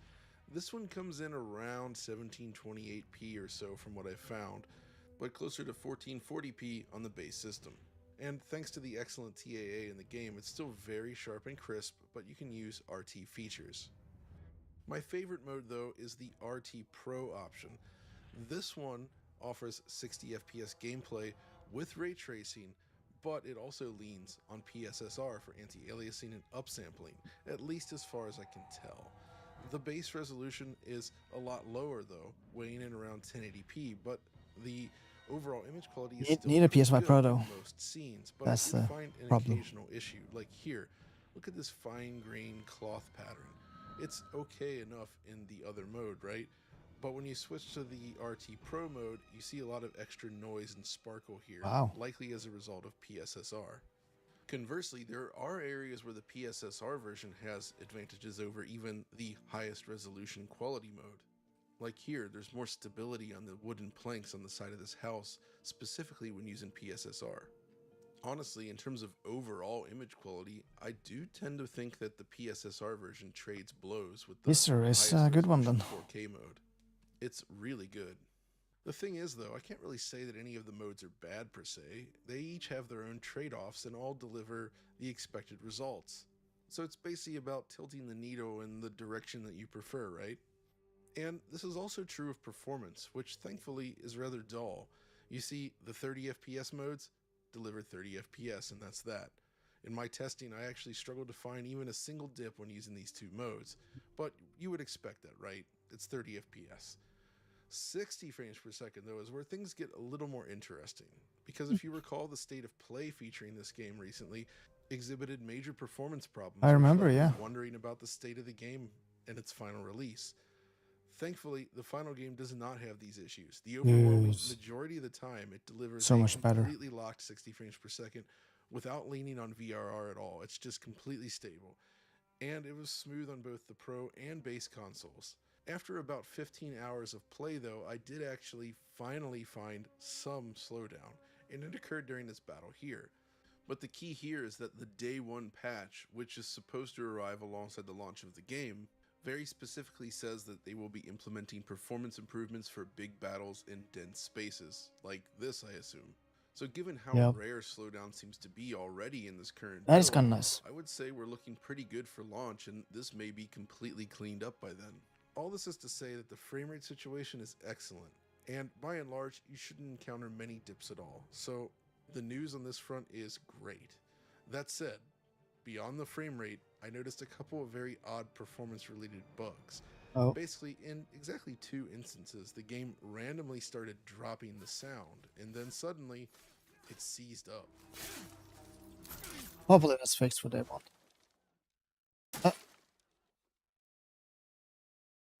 I thought the whole thing crashed, but after 10 to 20 seconds or so, the game actually came back and continued as normal. It's hard to say if this is a pre-release bug or not, and maybe it'll be fixed by the time the game launches, Hopefully. but I wanted to flag it here in case you encounter it. So to summarize the presentation, the team has done a great job balancing improvements with development time. It's not a complete overhaul of their tech from the last game by any means, but it also kind of didn't need to be, and what's here looks fantastic. The improvements are certainly welcome. Beyond that, it has great image quality across the board in every mode, and runs almost perfectly with only the occasional hiccup here and there. So that's all good stuff, right? But there's another strength I have not touched on yet, and that's The audio. I think we're gonna stop it there. Despite me wanting to watch more, I don't wanna just basically watch the whole thing. If you want to watch, I do recommend more, or just watch it for yourself. Glorious 4K. I do recommend Go. Gonna be sent 2 times, one for Twitch and one for YouTube. I do recommend you check it out. It's absolutely worth a watch. Oh, now I kind of want to play it when it comes out. Let's see.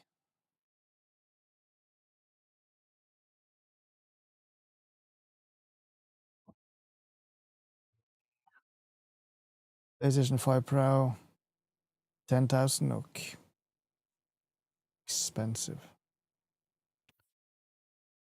What's the normal PlayStation actually cost these days?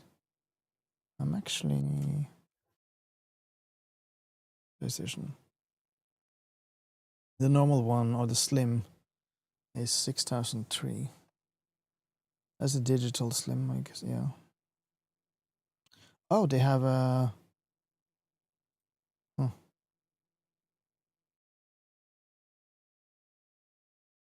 Where's the Toyota Gold Limited Edition? God damn. It's only the slim version. I wonder why they didn't release a Pro. Maybe because they thought it's gonna be too expensive. It would be like 11, 12,000, I guess. Oh well. Yeah, it's it looks like a good game. It looks like the story is not as good, and I thought the story was very good. At least certain parts of the first game. So it's probably, I think it was like a solid 9 for me, or it was like a close. It was like 10 or 9, original. I think the console is probably like a 9 or 8.5, and then the PC version of Ghost of Tsushima is like 9.5, 10. It's like very close to extremely good. This is probably like one step below. That's still extremely good. So yeah.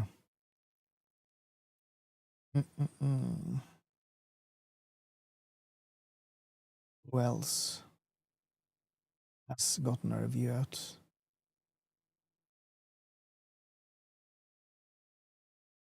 Let's see.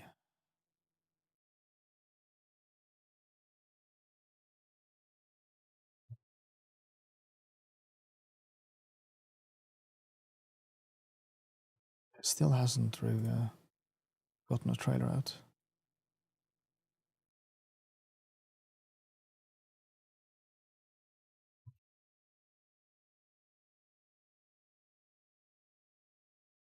Well, that's that. So some great YouTube videos. I think we're gonna actually what I'm gonna do. I'm gonna do 3 more ads, 3 minutes of ads more, and then we're gonna do some gameplays. Play some games. Yeah. I'll be back 3 minutes, and I'll be back for fun and games. So see you in a couple of minutes.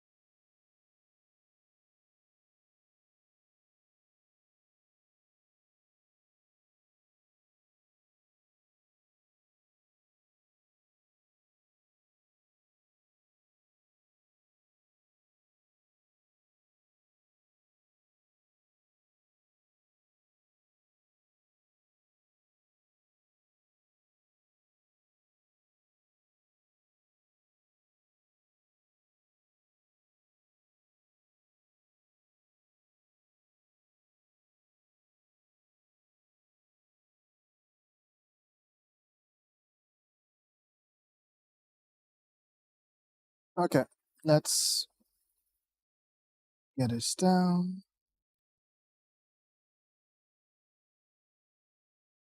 Perfect. And here. We will be, I probably should actually change.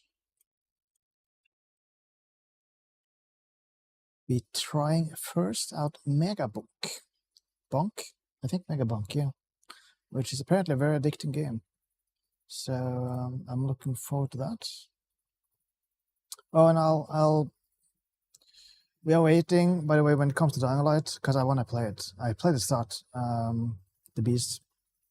Honestly, right now I'm just waiting for RTX. The second that's out, we play in. If it takes too long, I might start earlier, but honestly, I don't really have that many other games right now. Like the next one, I mean, I'm not gonna be able to play Ghost of Tsushima when it comes out, so I honestly have like a whole week. I have basically 2 weeks on the day to finish Dying Light the Beast, and I will easily be able to do that. So yeah, I've also been thinking maybe I should play some more Arena Breakout Infinite, but one thing at a time. Anywho, Megabunk.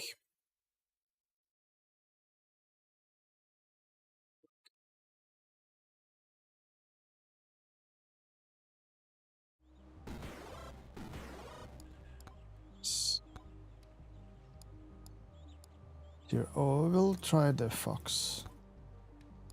Yes.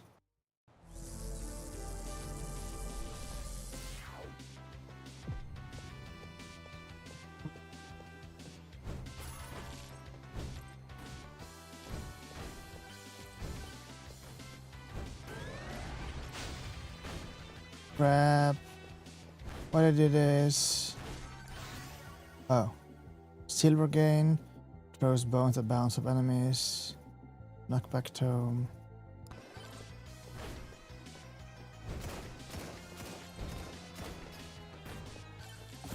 Oh. Yes. Oh. I take it. And now I can, of course...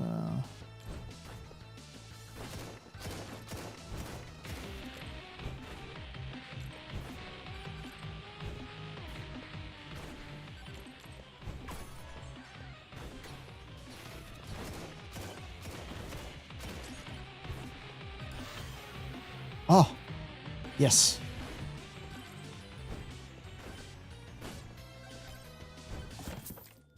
Need more.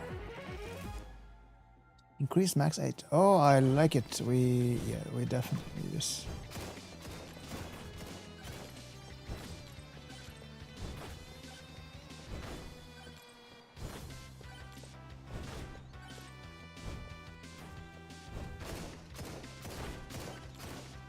God damn it.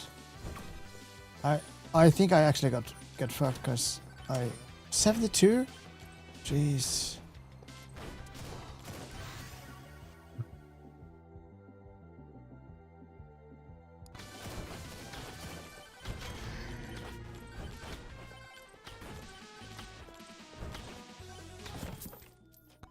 Okay.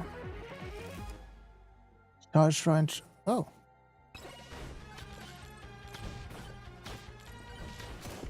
Yeah. I fucked up. I should have taken that bush. That was what got me, I think. New record. Nice. Well, +1 silver. We'll do it again.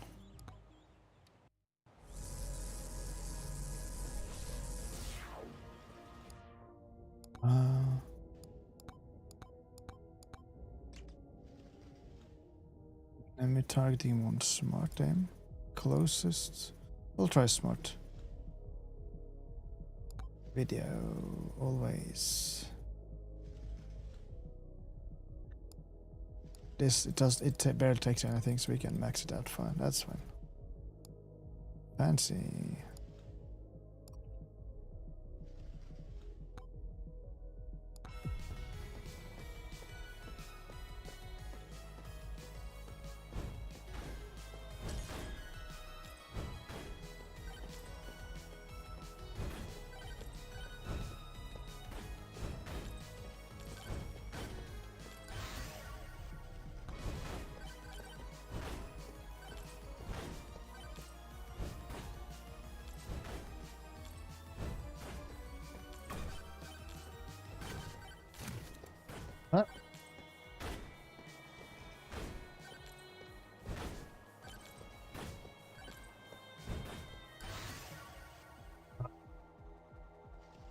speed.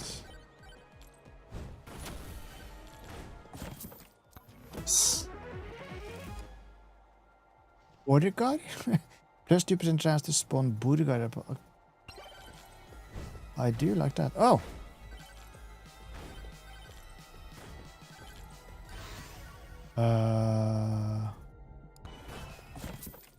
Yes, please.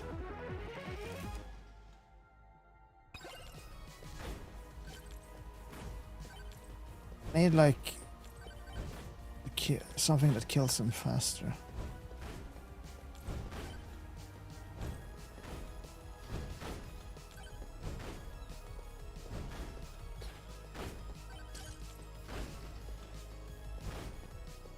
Oh wow, they die by 2 shots. Okay, so.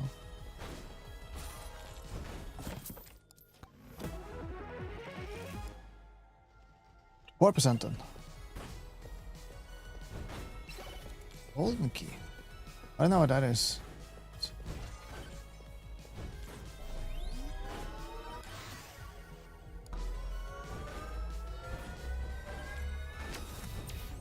Oh, pick up. Yes, please.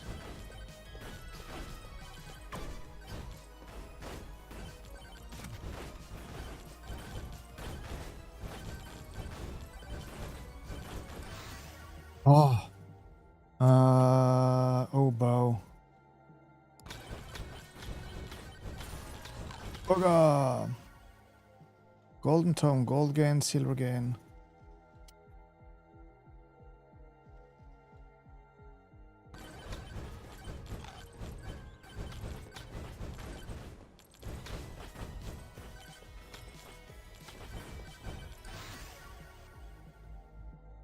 Speed. Crit chance.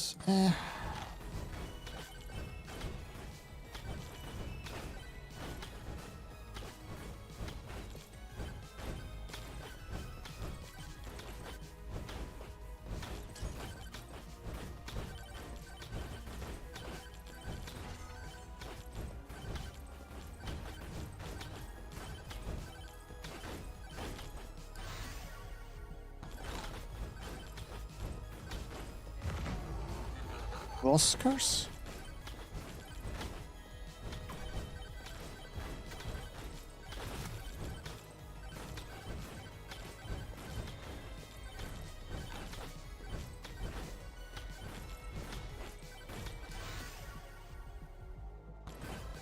Yes, too.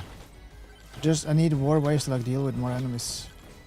That's the big problem right now. Biggest. Oh crap.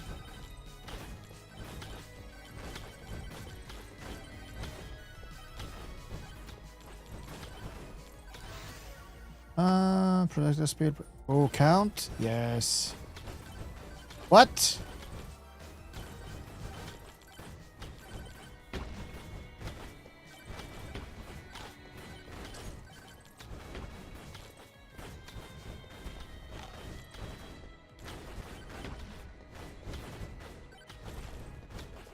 Works fine, right? Yeah.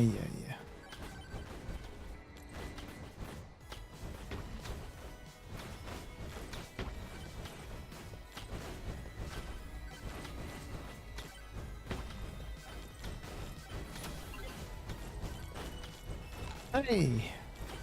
For 2 minutes? Oh, very good.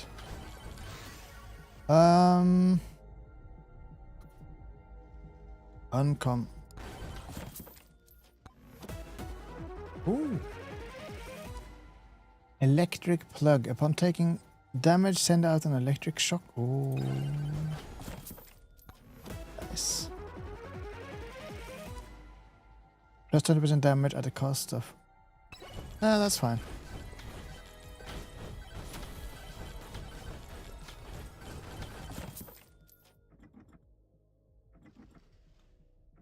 That sound. Bit better.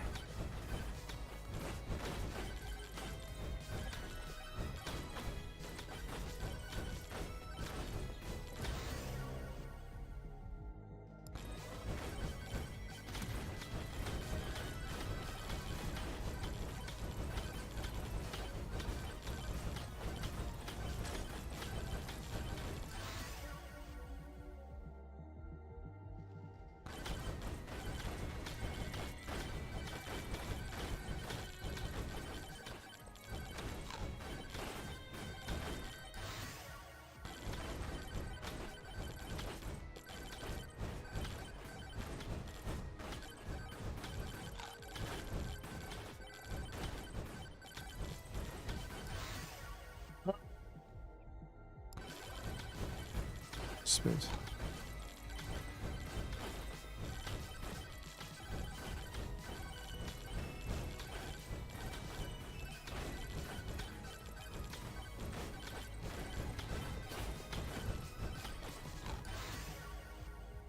Yes.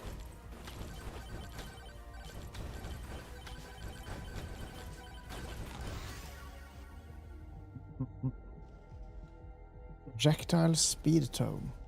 Okay.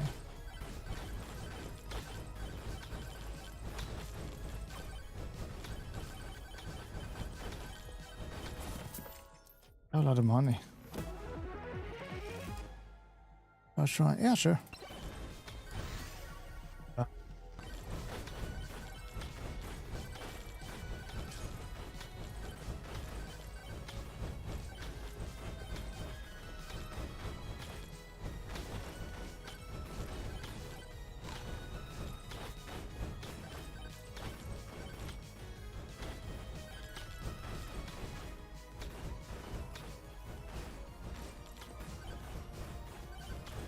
Anything else up here? What is this?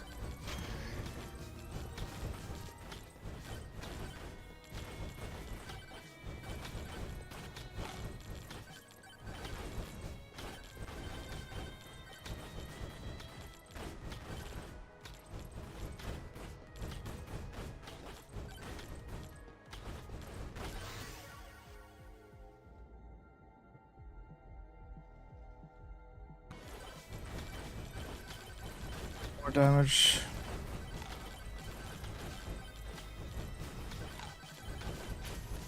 What's that? What the heck?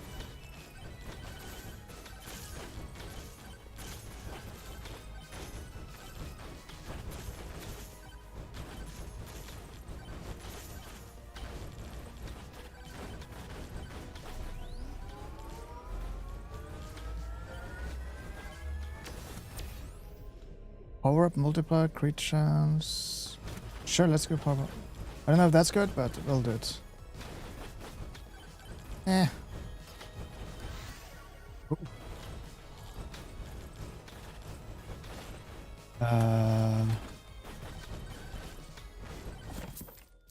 Please.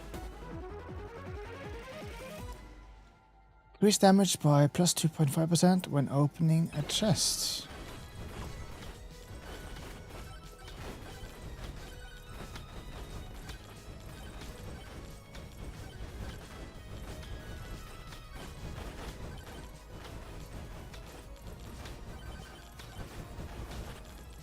More damage. Swarm incoming. Peace. Let's get something that helps me, huh? Well, max HP is always a good thing, I suppose.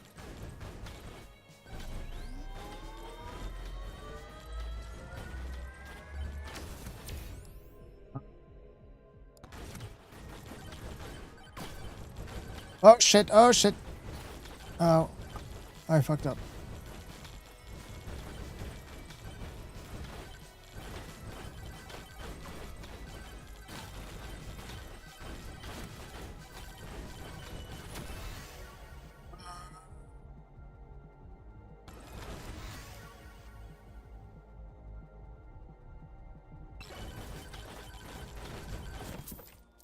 Yes, please.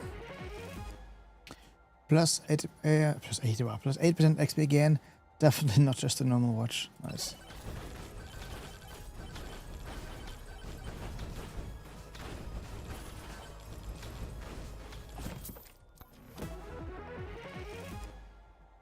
Oh, I got both of them. Perfect.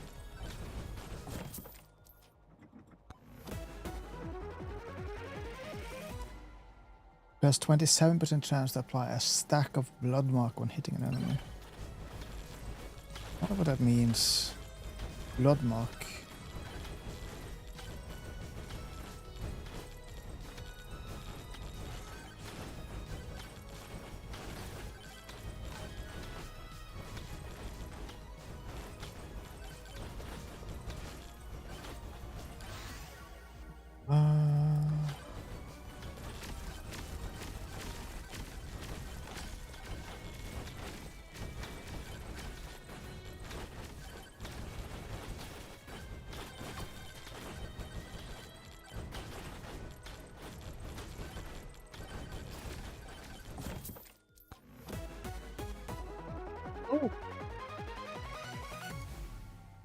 Spicy meatball. Attacks have a 25% chance to explode. Wait. Oh, no, no, no, no. Oh, crap. That was not good.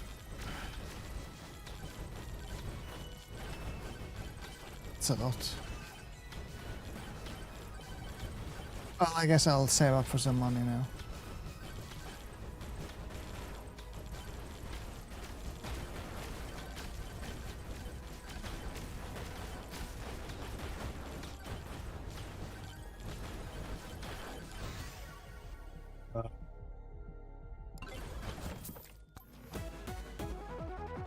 Jeez. Gain plus 2% thorns for every 1% armor. Also gain 10% armor. Okay.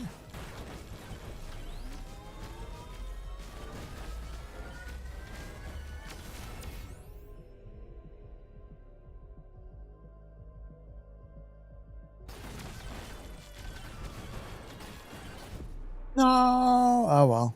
Shame. Shame. Skill issue, I think so, yeah.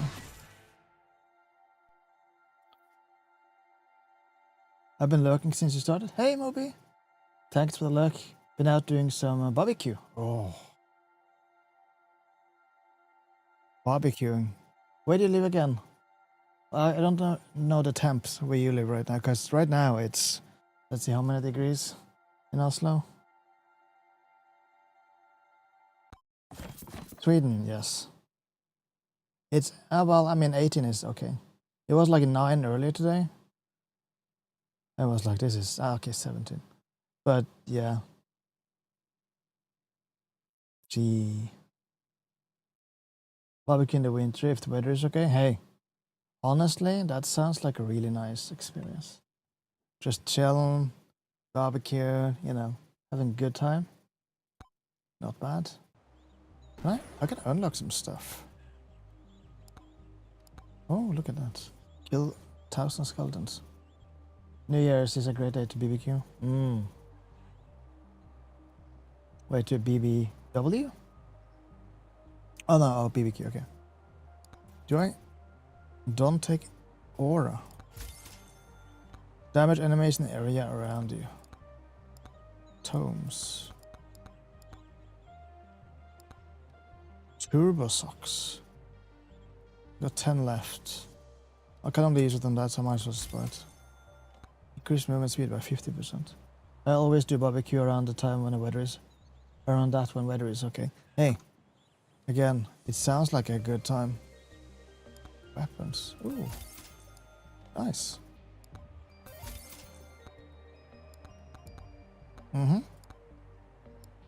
Let's try... RNG blessing. Let's try this guy. Have you played this game? It's starting to get addictive.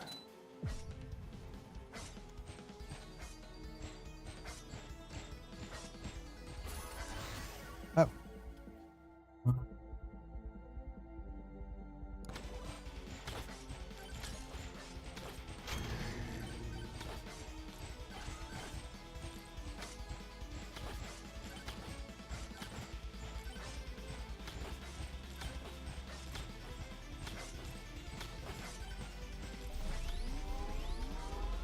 Do them at the same time, yes, think.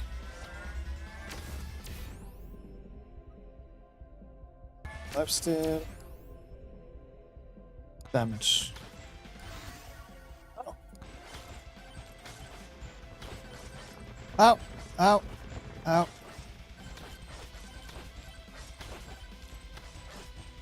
Nope, never played. Live in an apartment, we have a small... Hey, I live also in an apartment, and I have like a two... what's it called? I don't remember the name in English, but it's essentially 2 burners. I think that's what it's called, yeah. Oh. Damage tone. Region tone. Like it's on Steam Deck too, I think. There's this game, look, it's made by either like one dev or like a couple. I don't know, but it's really fun so far. What the heck? Find the boss. Oh wait, he's this way. Of course.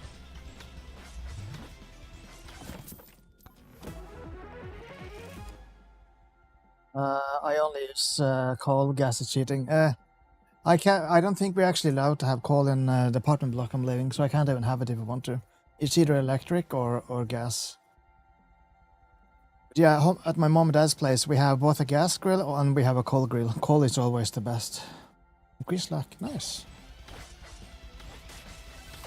Oh, crap.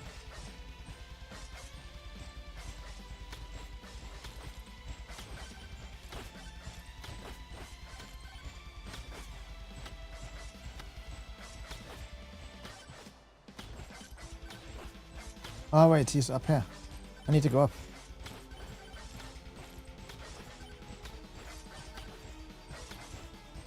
Up and up and up we go. Oh wait, I can't go up. What the heck? Do I need to go around?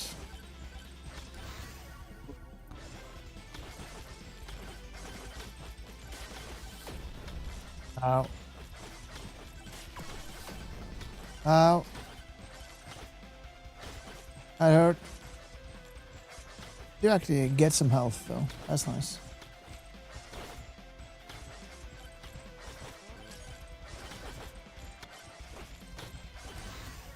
Huh?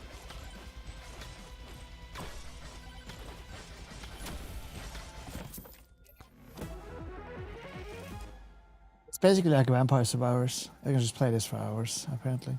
Charge Shrines? Yeah, it's the one I got later. Ah! Oh, wow. Oh!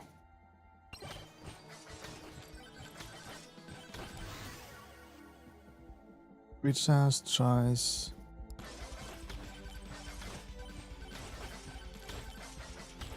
Okay.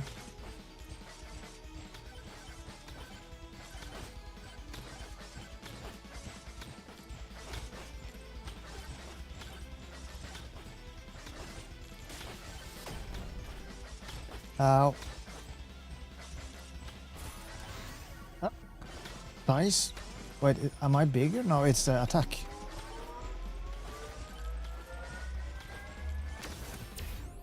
Oh, difficulty. Attack speed. Attack speed.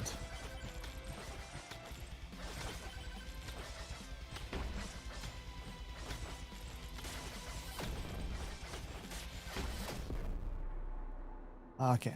So essentially, don't go melee. Or maybe if I do like a super tank, just take everything that gives you more tankiness essentially. Or at least a lot of it.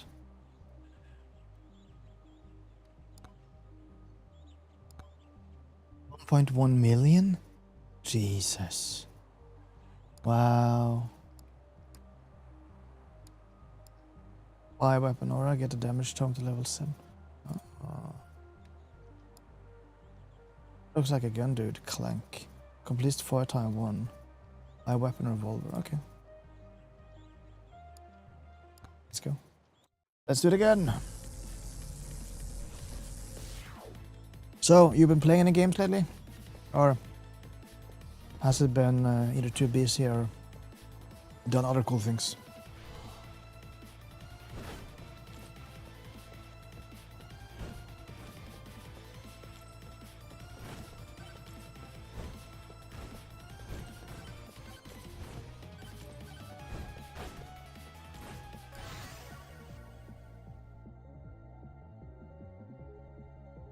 Evasion. Wish I could like highlight and see. Region town, fire, staff. We'll take region. We need to regen some health.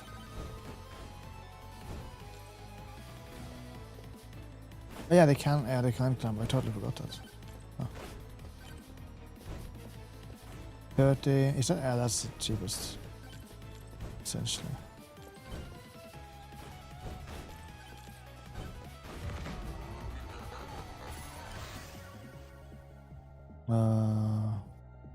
I like aura, but this one, epic, I have to. Next time I can, let's go aura. That's what it is. Okay. Essentially the chance to like bone.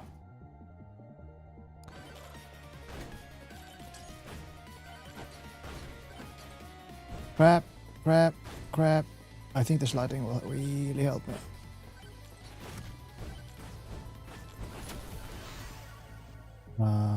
Chunk of rocks that or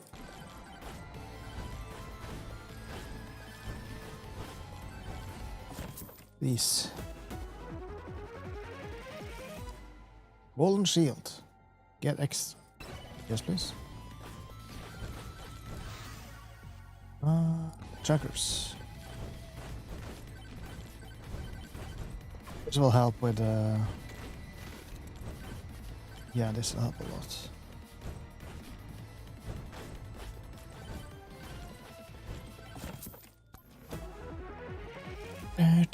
Ooh. It's just random chance, right? RNG essentially. Should be. Oh. Wow. Yes, please.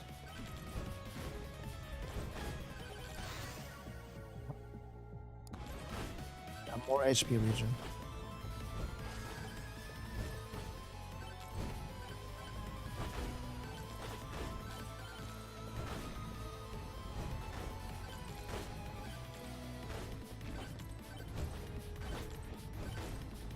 Take both of these, I guess.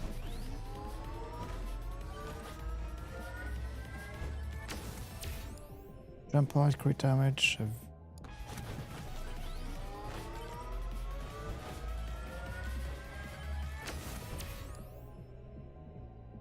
More HP regen. Yeah, I think this will really help me when I start getting hurt a lot.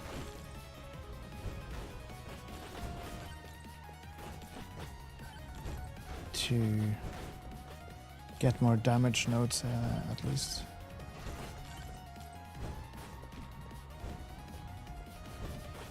More damage is probably my next one, or faster damage. Oh, yes. This one really helped me.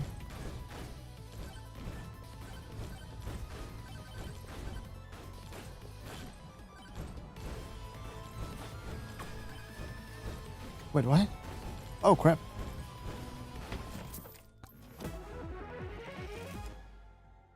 Yo.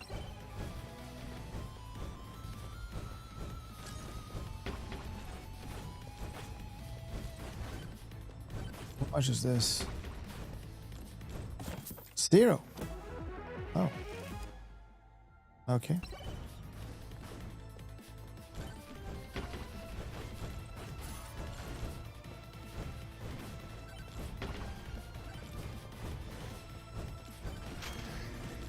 Probably fuck myself.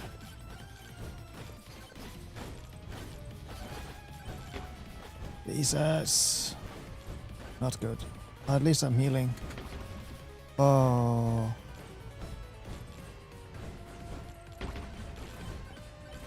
Yeah. Good. Oh god.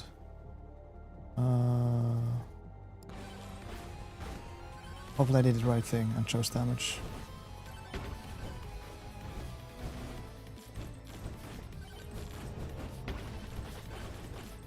Are you kidding me? Swarm? No! You dead? Maybe skill issue. Probably. Probably.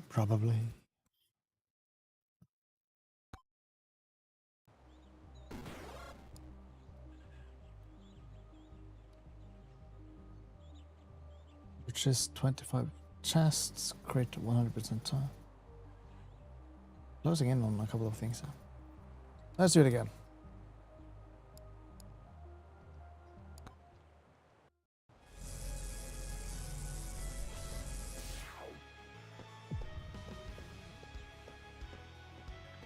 I think 30 was the cheapest one, right? Yeah.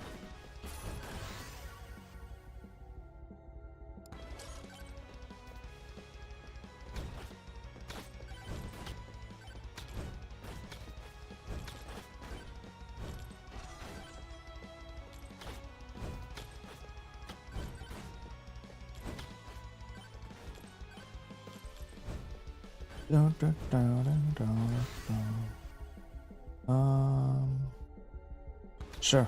You know what? Let's see if we can like do it faster by just getting stuff even faster. Oh. Power up drop chance. Oh, nice. That helps. Knockback, movement speed. I think that really screwed me over last time. I just need to kill faster. Hey!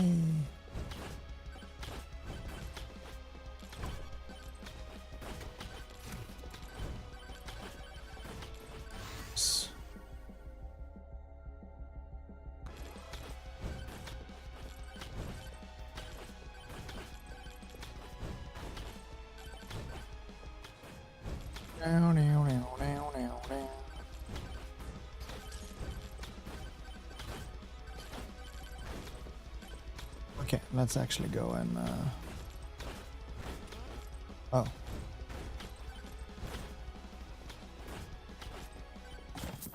Open this. Hey, 25. Even more gold. Gold gain.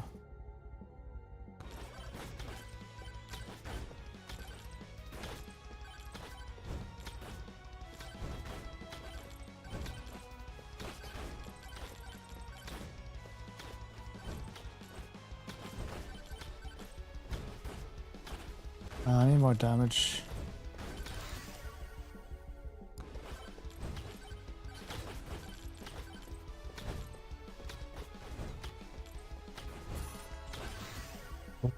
Oh.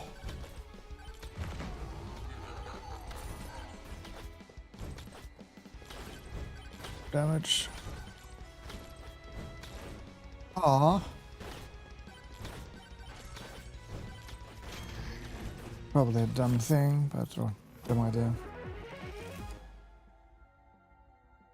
Increase max HP by plus 25. Nice. Can't. What? Oh, we actually can't. Huh.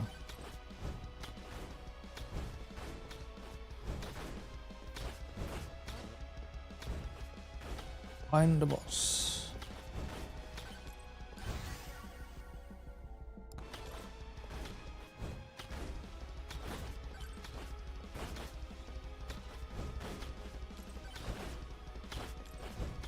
What is this?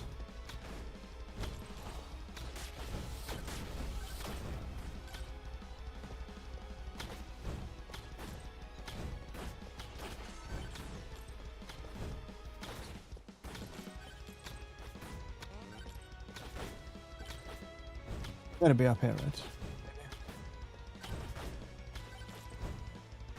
Ah, there we go.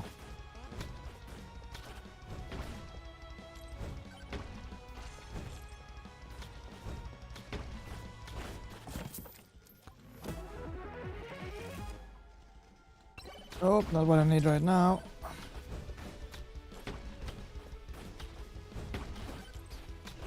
I'm dead. Yep. Purchase 25 chests.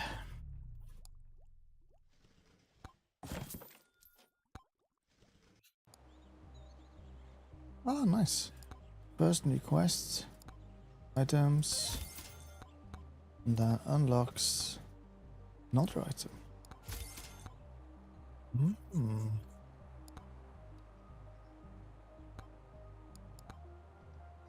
Continue.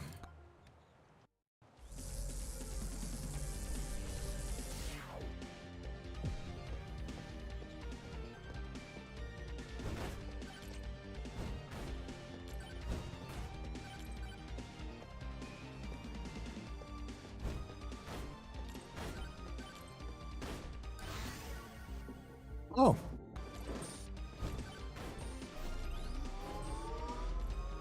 I like it.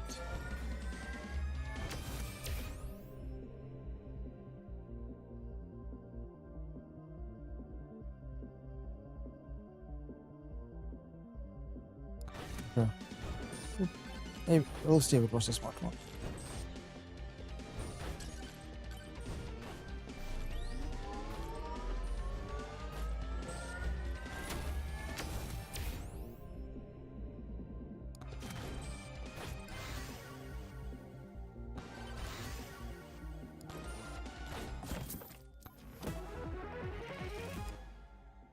Yes, more XP. Hopefully this one can become a really powerful ability if I just continue to boost it. Let's see.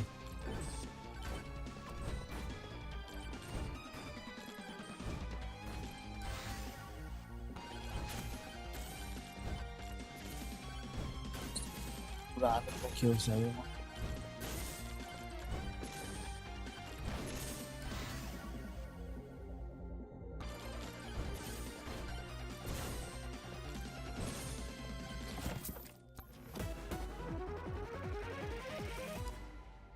Lose movement speed when taking damage, also gain 5 plus. Oh, just passive.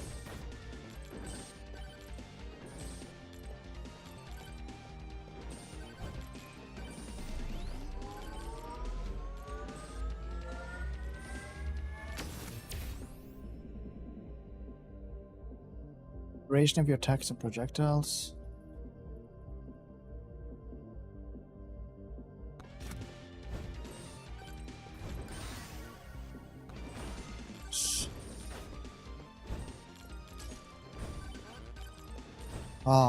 Main items.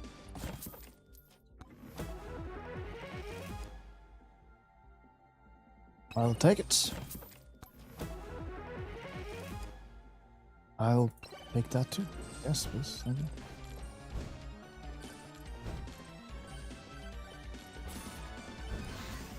Oh.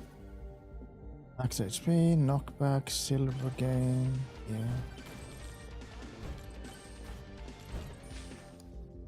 Increase damage by plus 2.5. Oh. 100 bits. One hitting an enemy claps their cheeks so hard it generates a dude, yeah. Just let me save a little bit. Oh.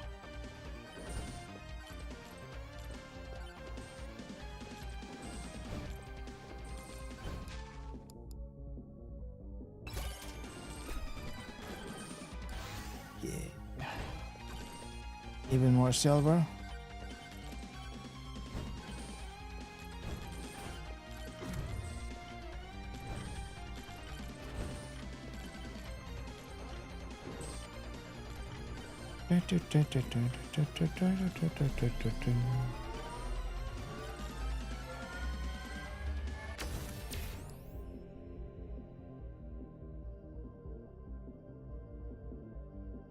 Knockback, the size of your attacks, but movement speed. We'll do size. I think we have okay movement speed right now.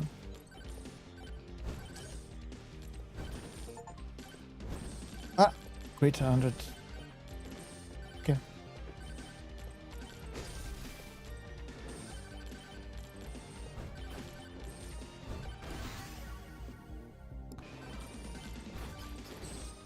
Peace.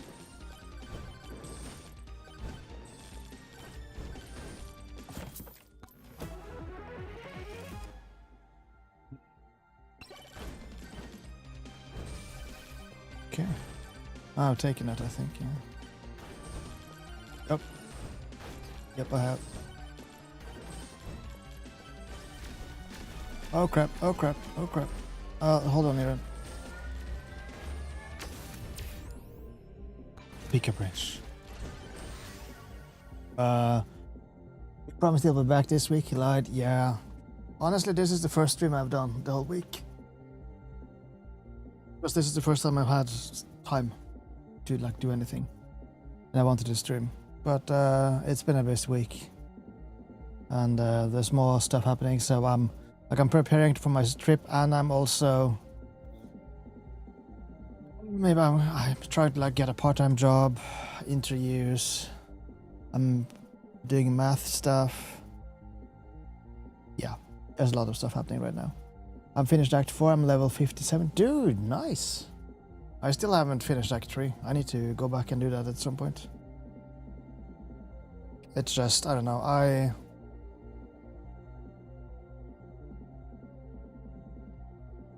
King Baba finally got level 98. Holy cow. That's impressive. That's very impressive.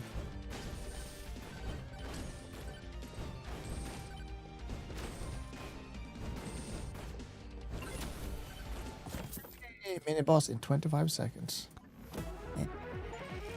Dude, you have to try this game. It's super addicting. It's like Vampire Survivors, but 3D. It costs very little. I think it's either made by one person or like a very small team. Yeah.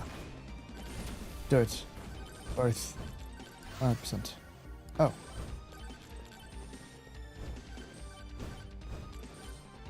You need to get like a magnet for like everything on the map.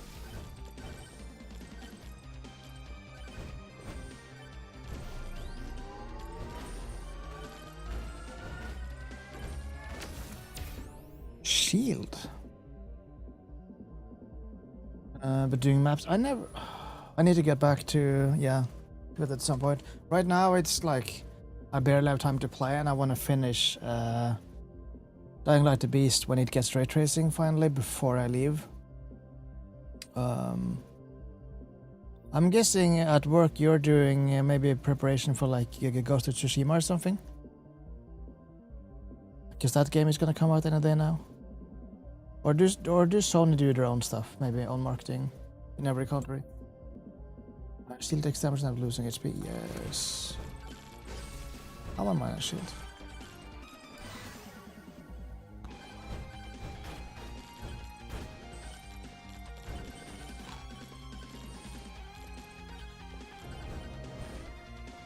Warming coming. Okay.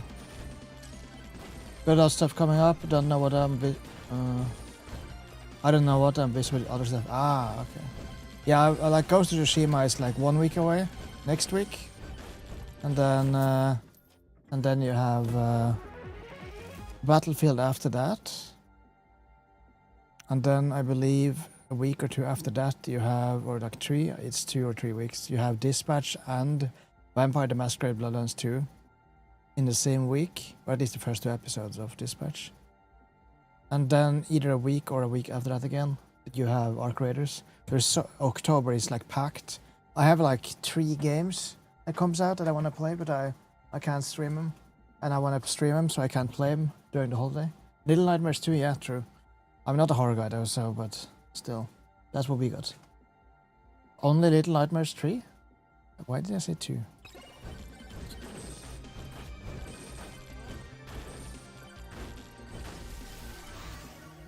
Says to kill more. Perfect.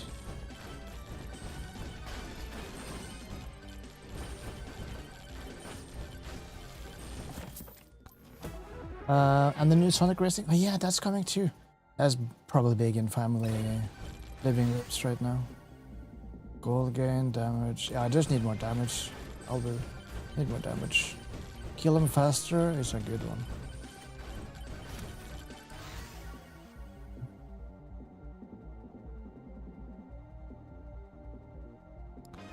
It's flat damage for both.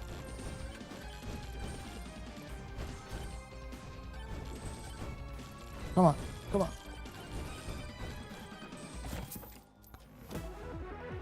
I wish like sometimes I do wish I had a Switch too, but I can play them later at some point. Probably fine.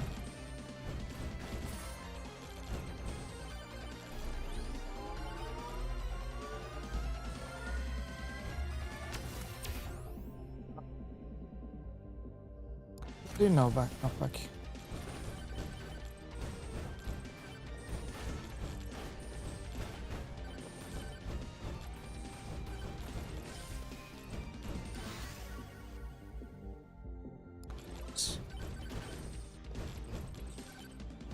Oh, that's a boss.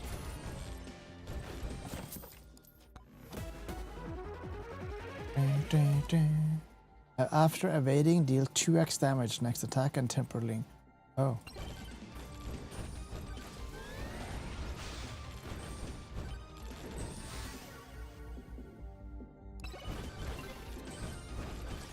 Find hidden banana. No.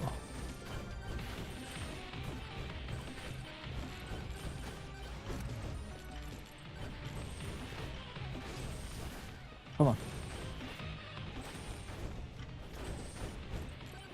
Man, it has a shit ton of health. Jeez. Gonna get difficult.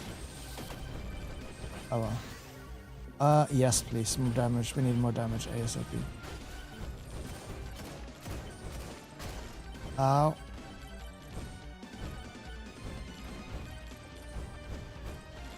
Ow.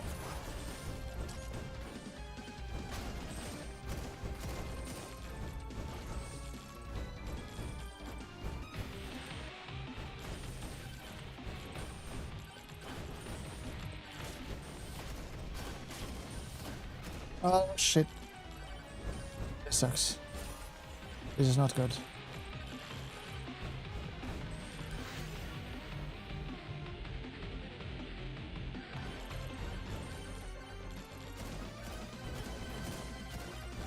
Is some sort of healing?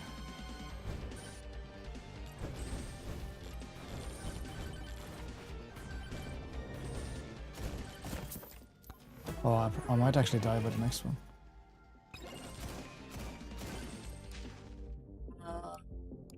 Evasion by 15 extra. Yes. I'm gonna need every advantage I can.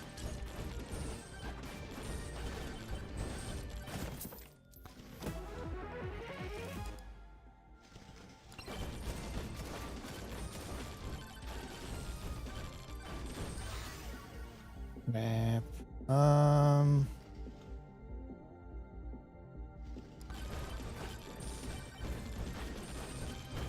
Next time I think I'm gonna try and do the banana.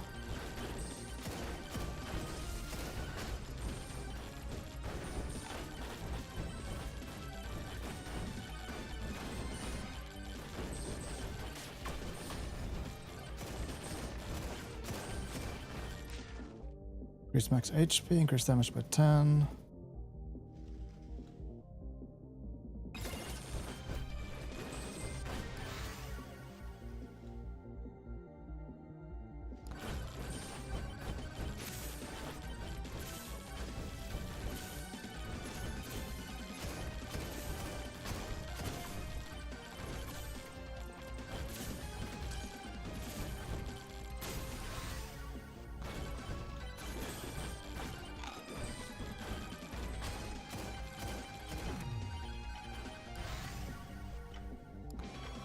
I could do the banana. Oh well.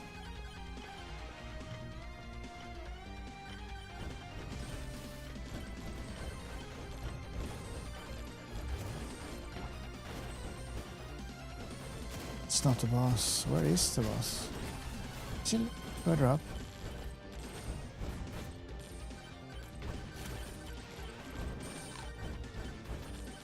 Right. That's the boss, I think. Oh, yes, please.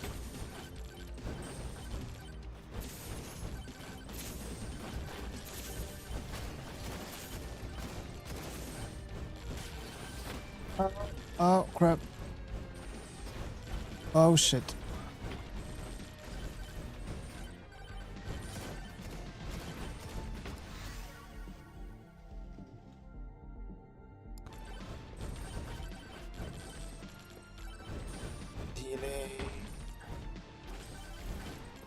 Healing. No. Yeah, I fucked up. I shouldn't have taken the bushy. I should have like. Yeah. Hey, at least knew. Top 95.6% of players. That's low, isn't it? I think that's super low. 4 unlocks. And then increase the number of attack projectiles. Tactical glasses. Does 20% more damage to enemies above 90 HP.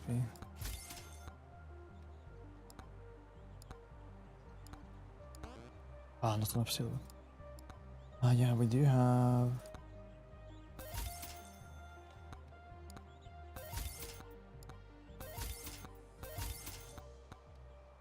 It's fine, I guess. Okay, once again, we brave the dangers.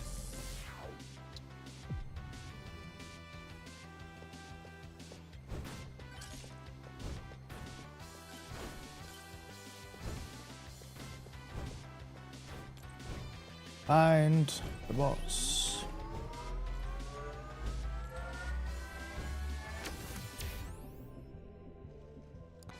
Yes. First bunch of enemies, knockback. Well, let's try the bone one.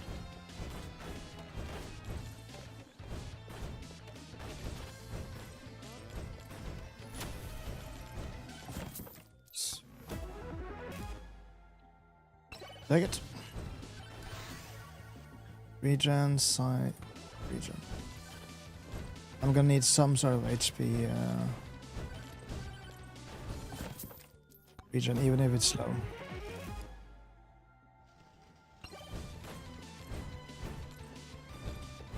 What do you open? I think. Oh, you need a key, of course.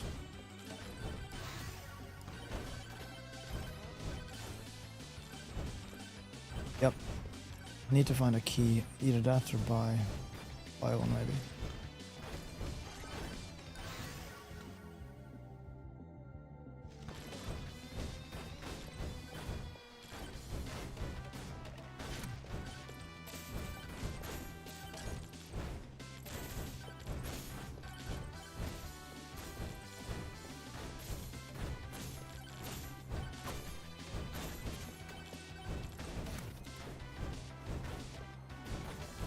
We're loose.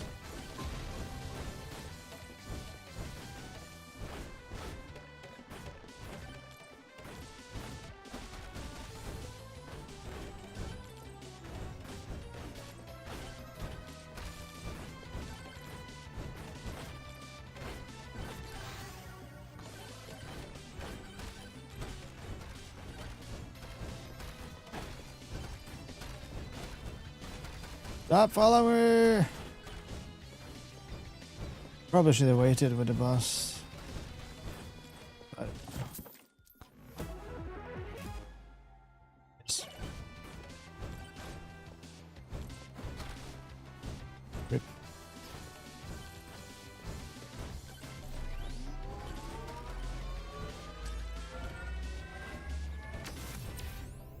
Nation luck, crit chance. Let's go.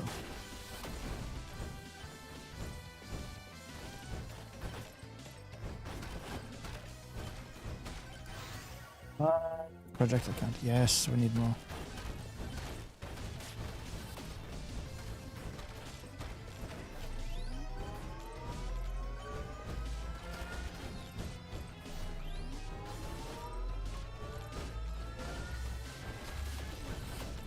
I'm gonna die. Yep, I am gonna die. Too many exploding explodies.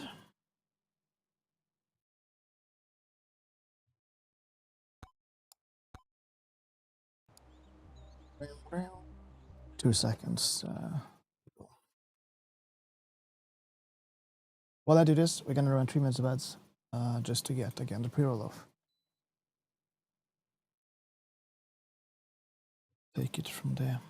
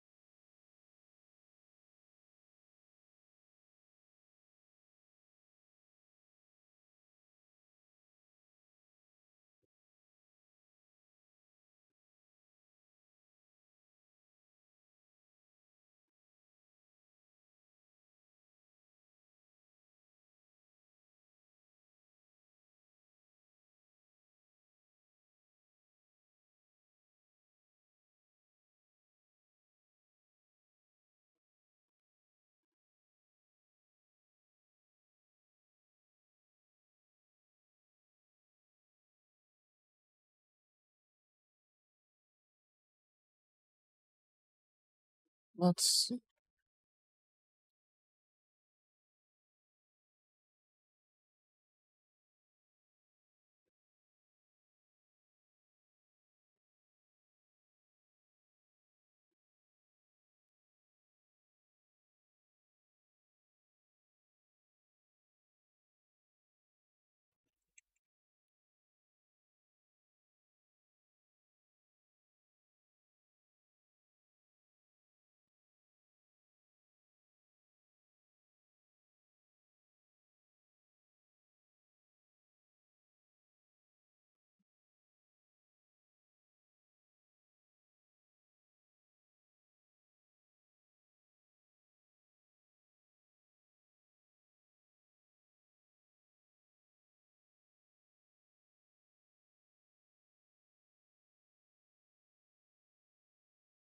Oh well, hopefully it will arrive before the week is due.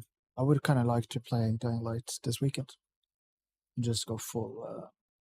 I'm still here, just super busy. Hey, no problems, my dude. Just you being here, giving me some extra lurker views. It's a good thing. Thanks. Let's do one more. Try again.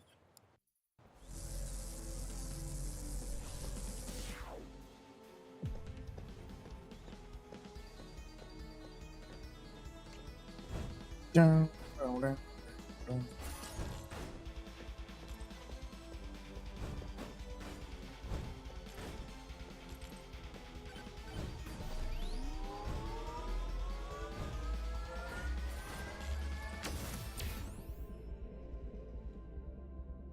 Oh, yes.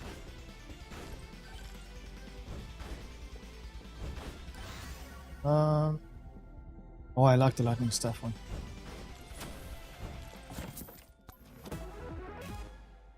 Look, I got turkeys and the cat banging on my office door.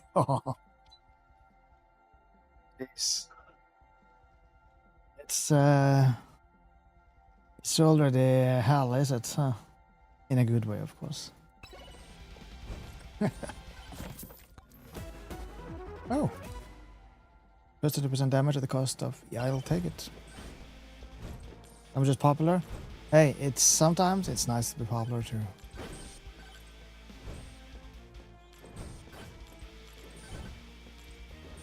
What is 72? Attack speed, yes. Yeah, it is. It's like, again, Vampire Survivors, but 3D.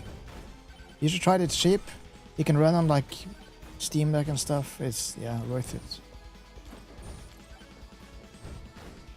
But I guess that sort of device, essentially.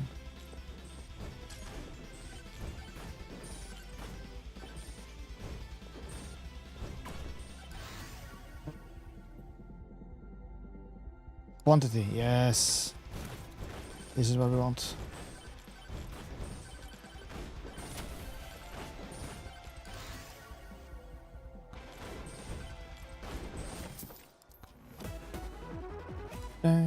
Charging a charge shrine will turn it into healing. Oh.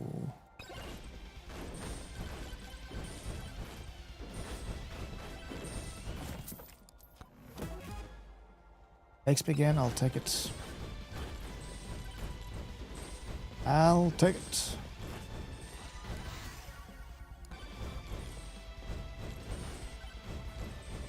What's this behind this way? I can't go up there, okay.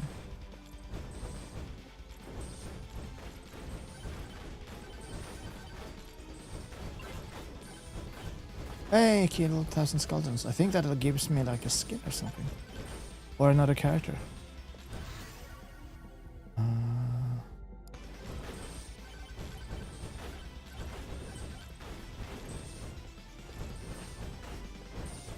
Yeah, I need more damage.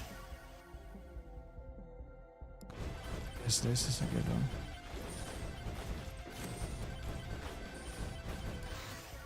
Ace.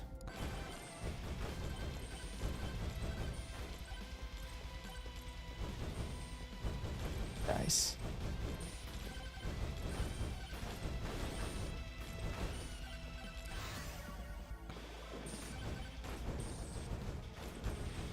Which are these? 115, I can do this. Yep, more gold is always good. 159 now.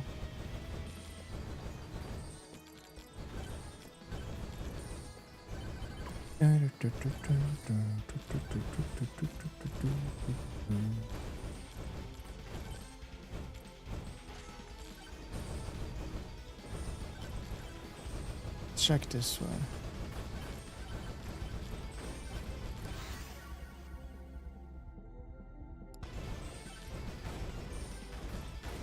Oh, stone golem, of course. Oh.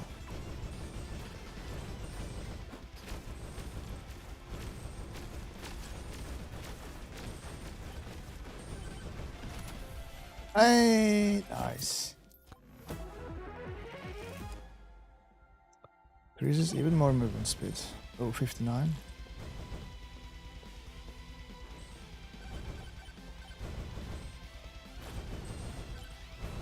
Ah, 58. There you go.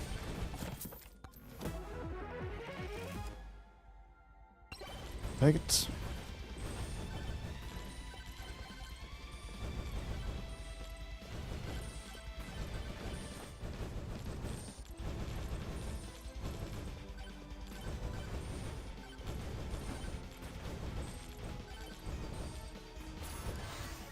Oh,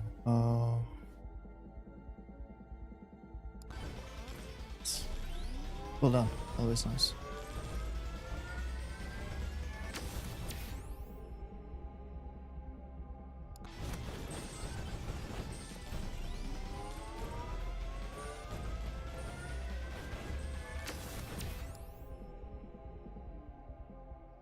Damage. Flat damage? Yes, please.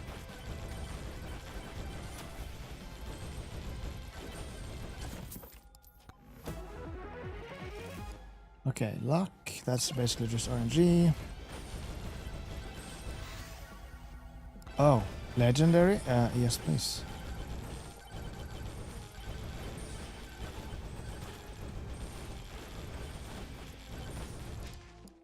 Increase luck by 2% when opening a chest. Cast blood magic upon hitting an enemy. Damaging nearby enemies and healing you. Oh god, spiky shield gain. Plus 2% thorns. I think the epic 280... Oh, that's the one I want.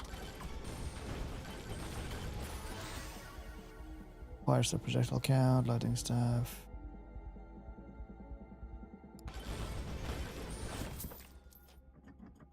Oh wait, I screwed up. I shouldn't have. Okay, whatever. I screwed up.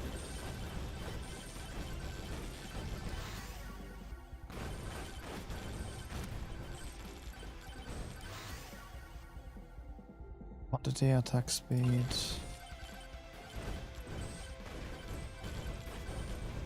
Talk to this guy now. Ah, it's slurp gloves, 325. Okay.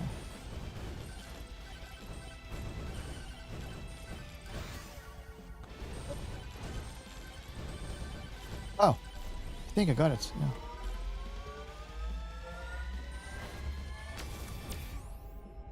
Speed. We'll do movement speed, yeah.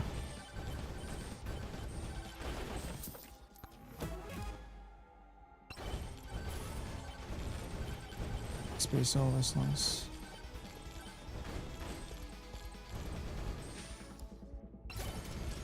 Slurp gloves. Please. Just have so many projectiles that they can't really like. It's absolutely insane.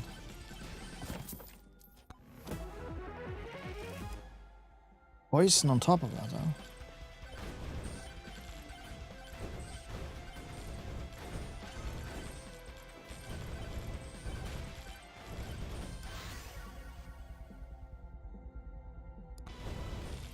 %70 should be fine for now. What do you give? Gym sauce. Increased damage by 10 flat. Preston was a chance to apply a stack of blood mark when hitting enemy. Boost movement speed. Just do standard temperature more attack.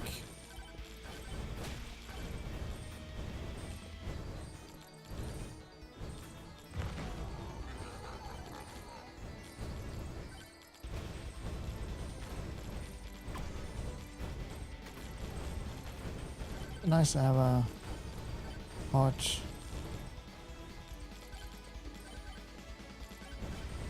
Boss curse.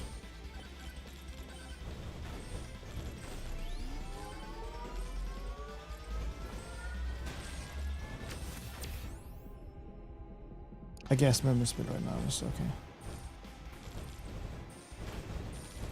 Let's see if we can find the boss. Should probably start looking for it. 3.3 minutes.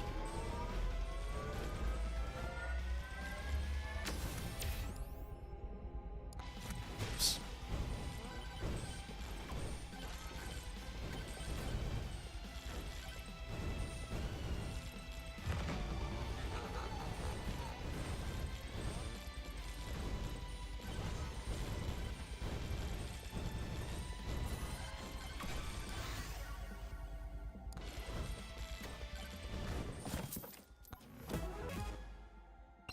Jeez, I have a lot of damage now, health now. At least that's what it feels like. Worm incoming.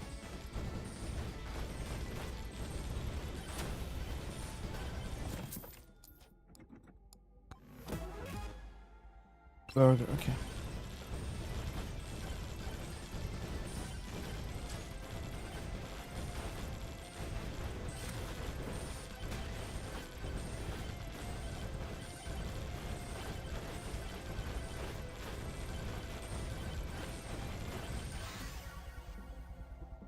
Yes.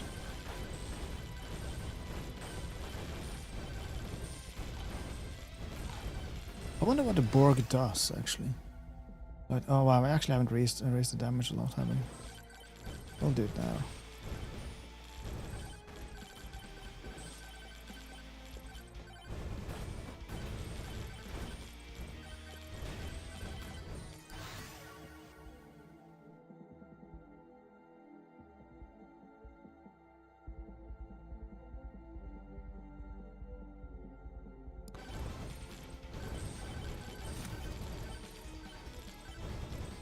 Let's see.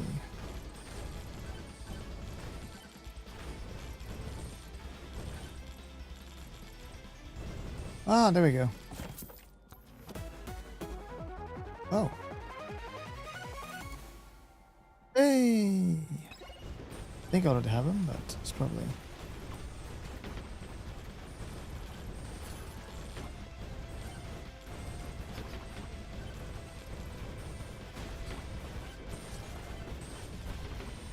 Jesus.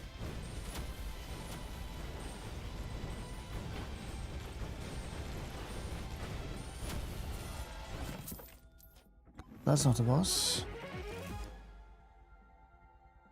Like it.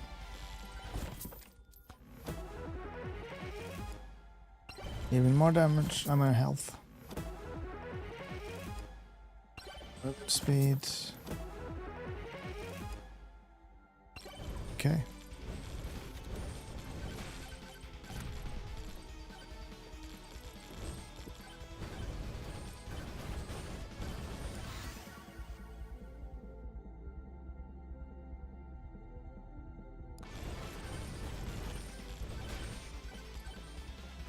Yeah, so it's not here. It's maybe up here. This.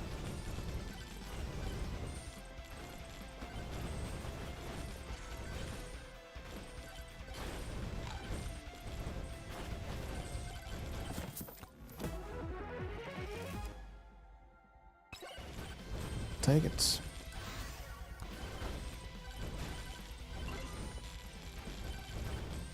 $20 single run.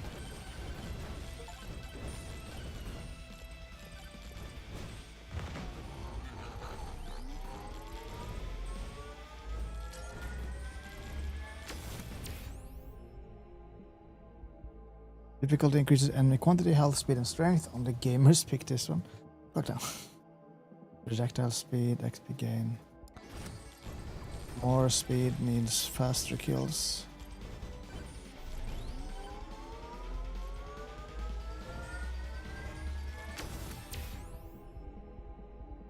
Johnson.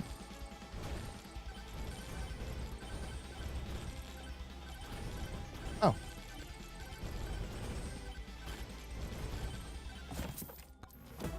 Oh, at 21. I think I'm gonna lose actually, because I haven't been doing it properly. 14.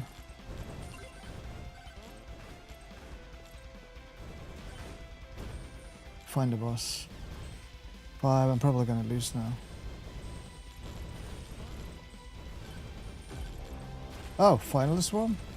Oh god.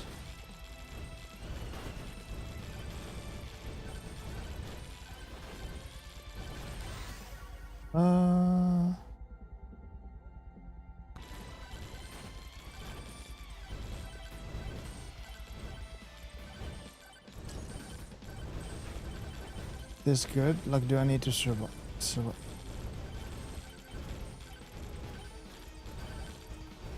Counts down, but find the boss.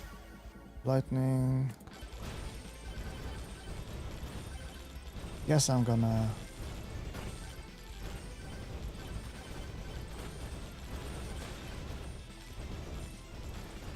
You gain more time by killing, I guess.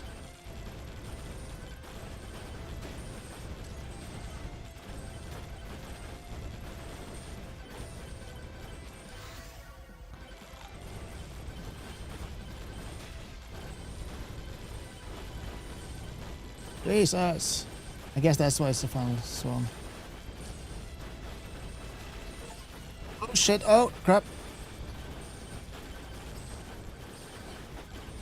Yeah, that's why it's the final swan. You're basically just getting dogpiled. Die 10 times. That's just like okay build too. Man. Yep. Kill 7,500 enemies. Unlocks. Ooh. An undercharger pulls off the sickest streaks. Revolver. Watch multiple tombs. Actually, we have.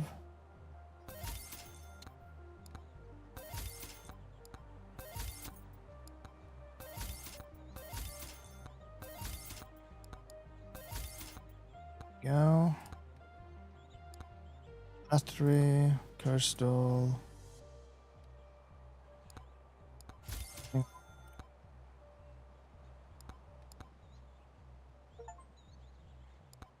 Tombs. Oh, we don't have enough. We'll save. We'll try this one. Draw bombs at a bunch of enemies. Speed builds over time. But it's halved when you take damage. Also gain damage based on speed. Okay.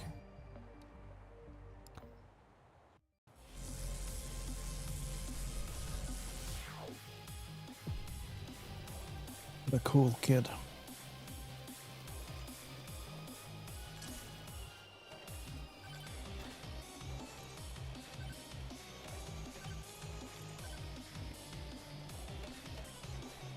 Way faster. Dun, dun, dun, dun, dun.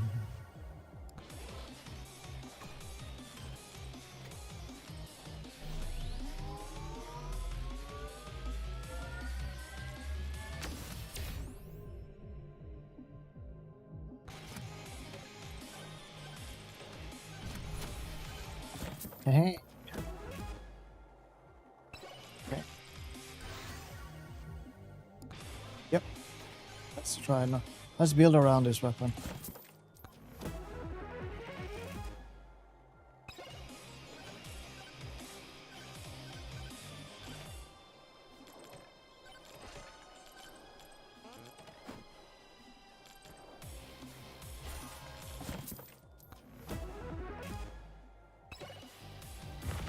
More health is always nice.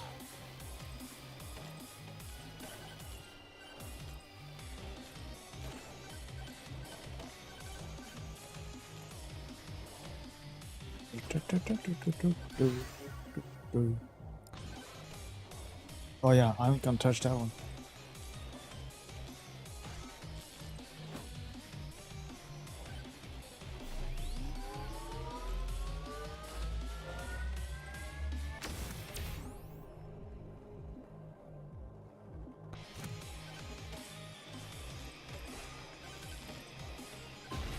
Oh, I shouldn't have done that. Crap. Yeah, I should not have done that.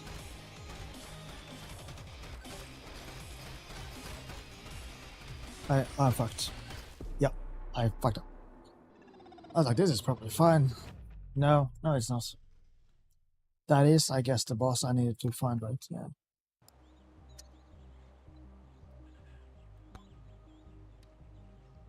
I liked the fox better.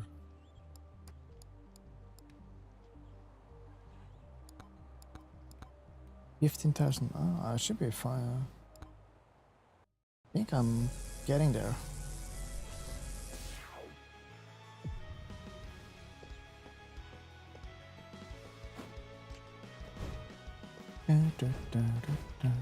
Oh, gold chest.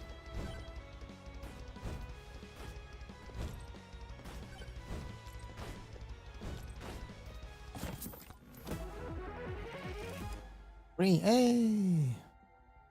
Key.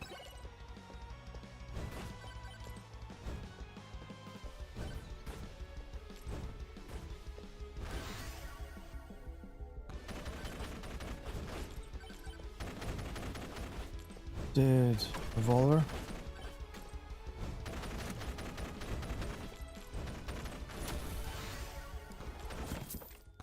Nice.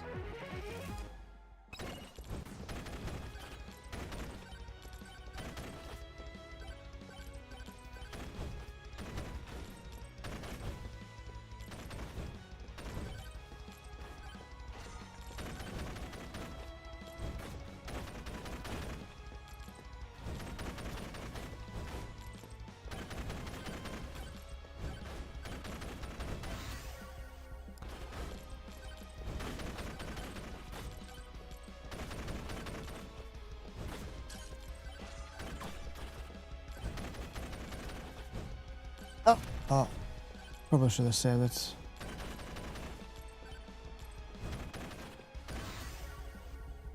Shield turn.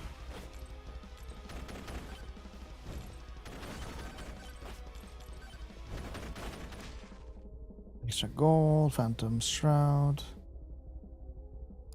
Yes.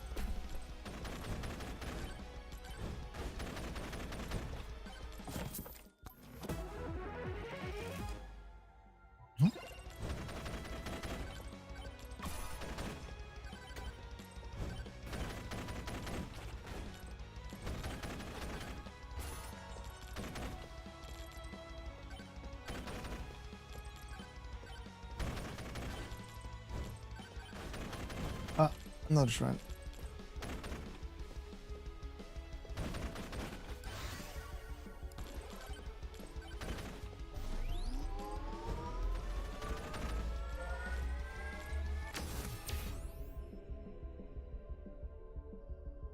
Projectile.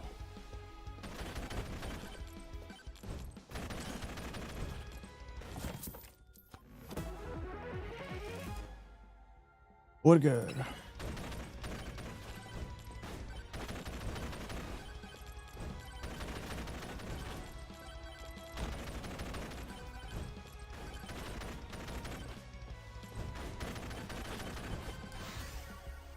Yeah, more fire stuff. Let's go straight here. Okay, let's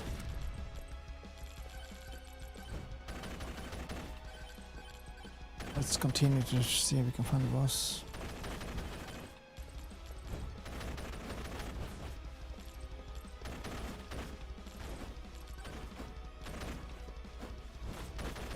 No, oh well.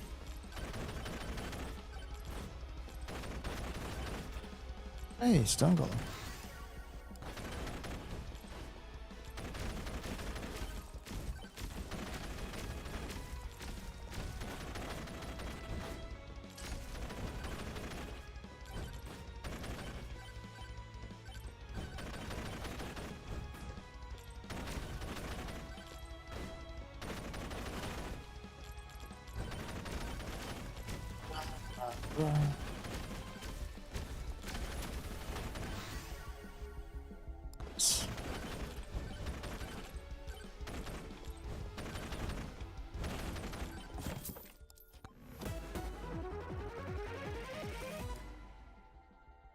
Bloodmark. I wonder if there's like stuff that synergizes with Bloodmark. I don't think I've seen anything that does yet, but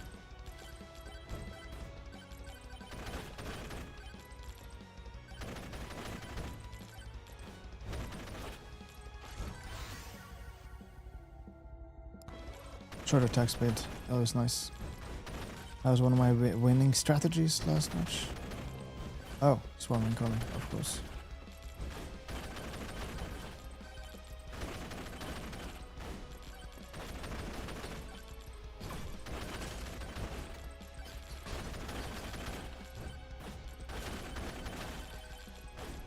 God damn.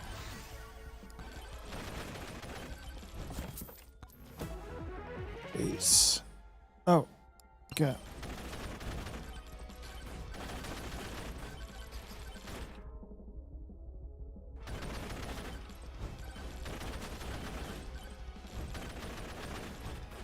Holy cow. I need something to explode everything and kill everyone with. Stat.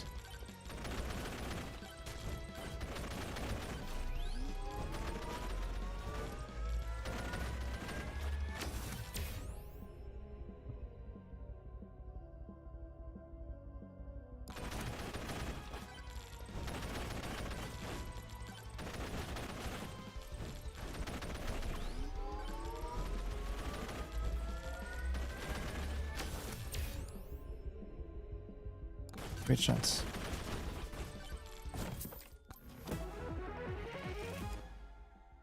More burger, okay. Yes. Oh crap.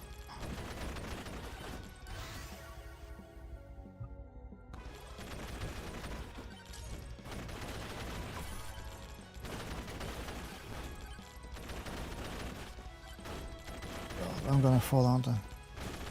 No, not yet. I am not.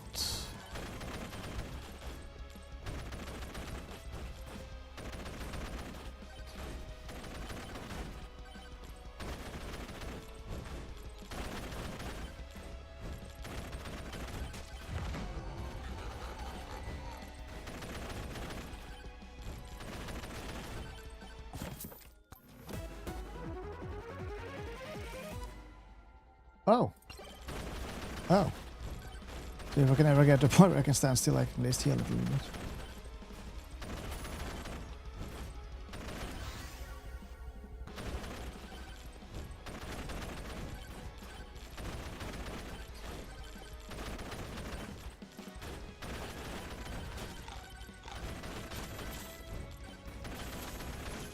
Give me gold. Give me gold.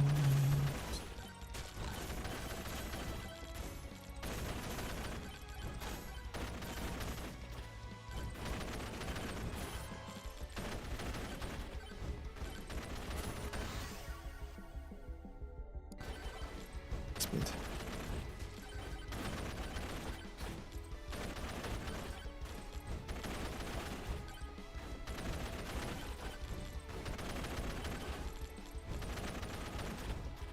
Ah.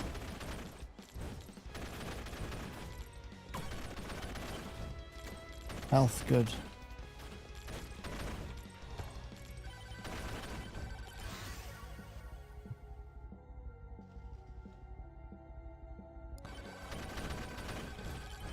Jeez.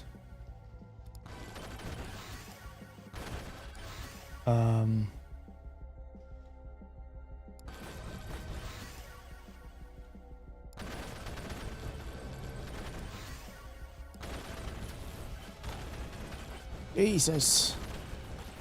That was quite nice. Yes.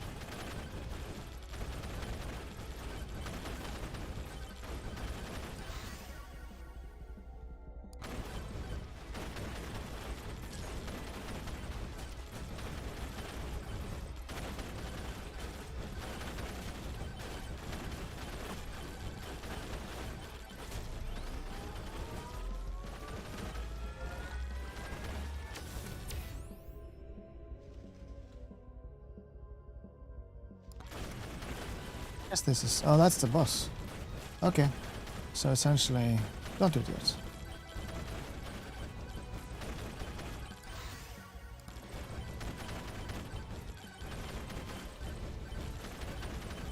Bit bigger pickup range. Oh, dude. Blow these up with the boss. Oh, yeah. Let's go.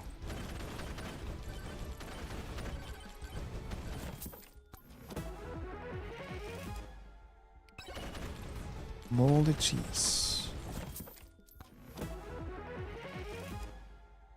Better luck.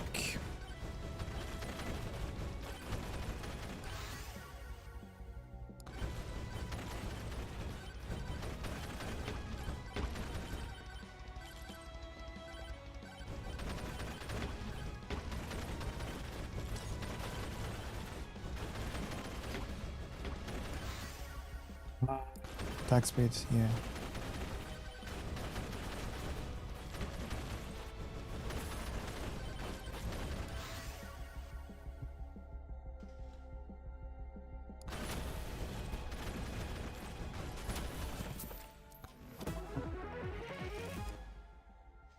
Plus 15% more gold from killing enemies.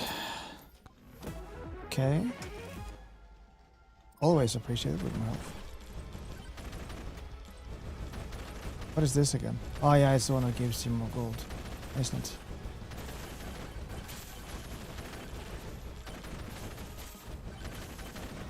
Okay, let's go take the boss. We have 1 minute. Better just do it now.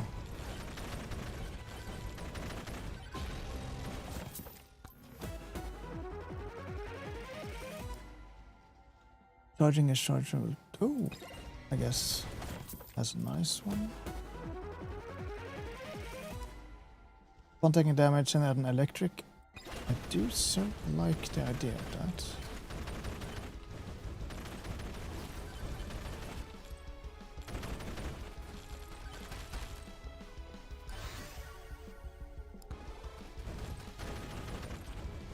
Come on.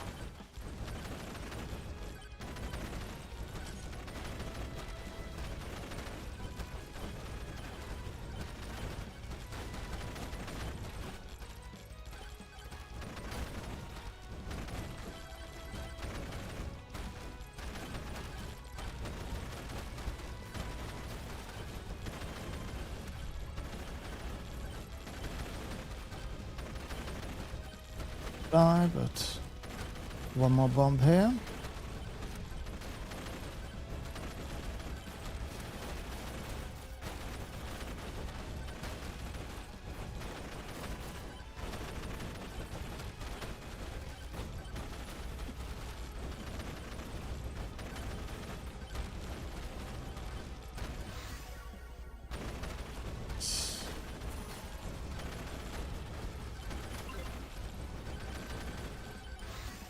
Oh.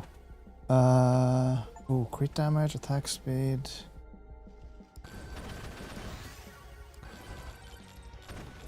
Oh. And survive, essentially. Okay.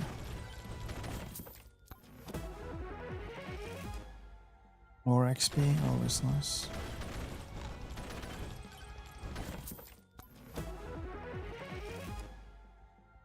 More health.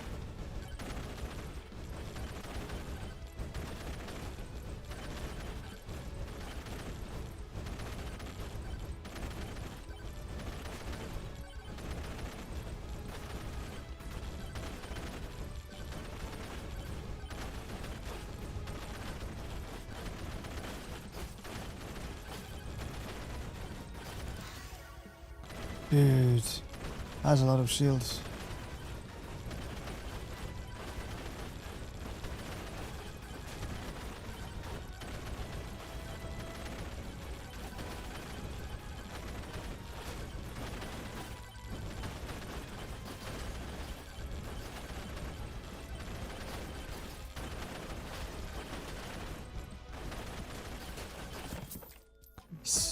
I'm dead. I'm like dead the second after this.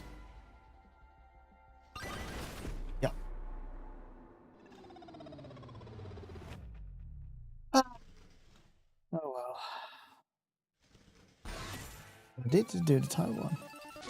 So I guess that's fine. GG. Clank. I think that's you unlock shop.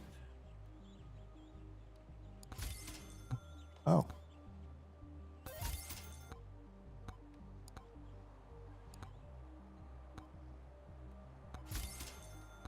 Now to pronounce his name. Oh. Revolver fires multiple bullets at enemies, gain 1% crit chance.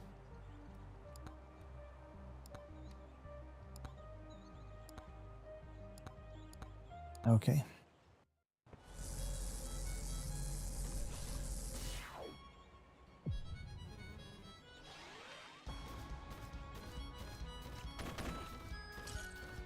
Let's go.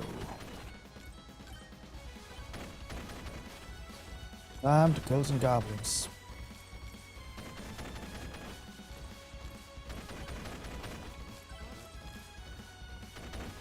Yeah.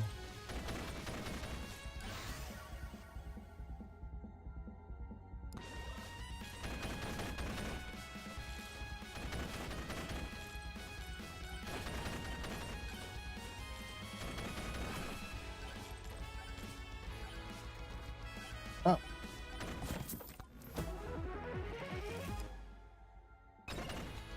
Maybe we should go an evasion build. Speed, evasion, and then damage. Crit damage, I suppose. Crit chance and damage done.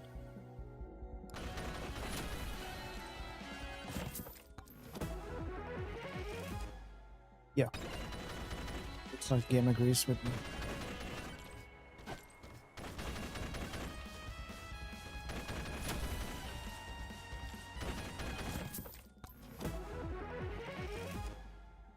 Ooh.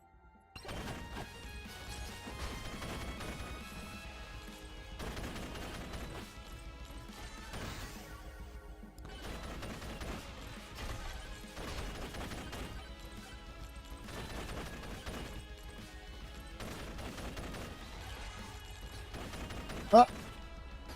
God damn it.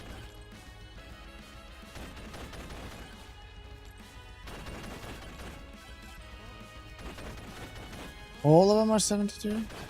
Jeez. Oh! I think I'm actually held back by just having one. I should have chosen the lightning instead.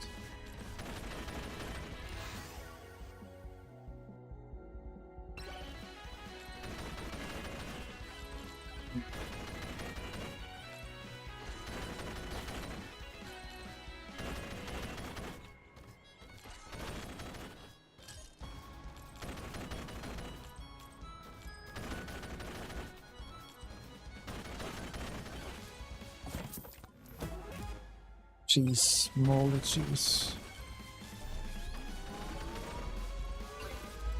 Nope. Okay.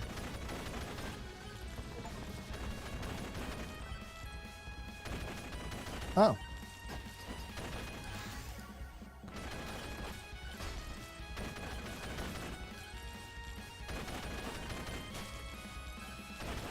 Yes.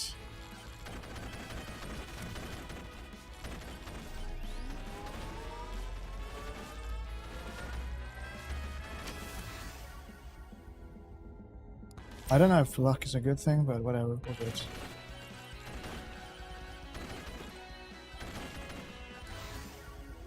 Damage, we need more damage. Yeah, I ain't touching you, dude. Bushmaster.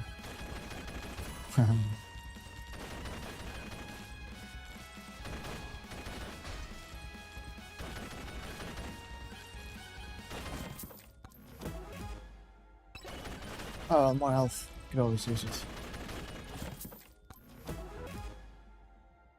More quick shots.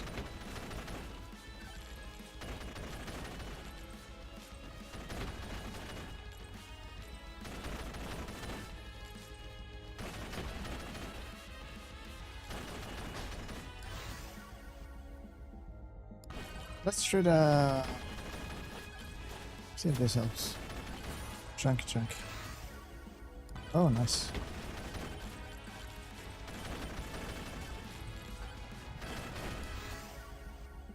Dude, yes. Okay, I'll take it.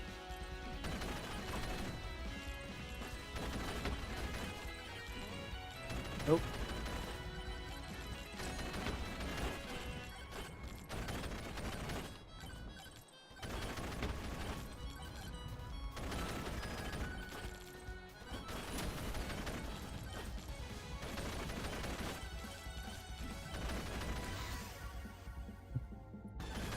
I should have probably done evasion actually.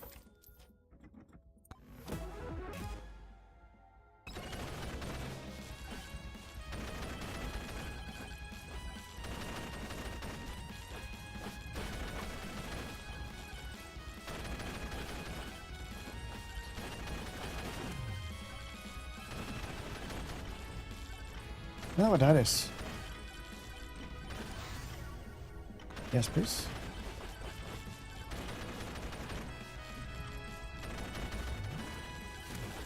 Oh, speed. Oh, that helps.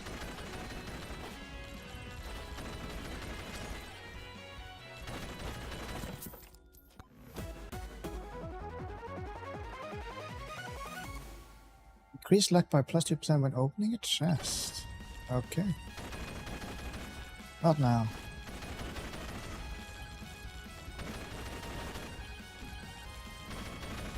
Need more of the chunky chunks. Yes.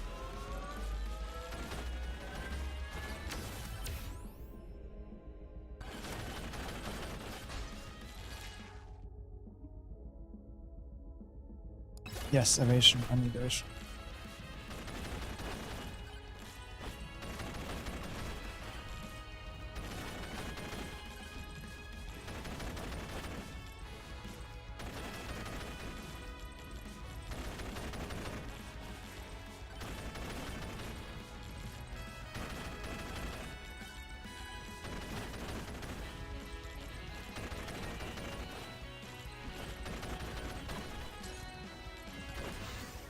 Okay. 30% more evasion? Yes, please.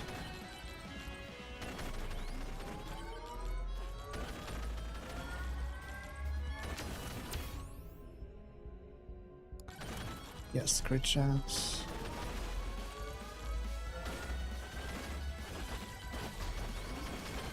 Oh crap. Yeah, I'm dead. Oh wow.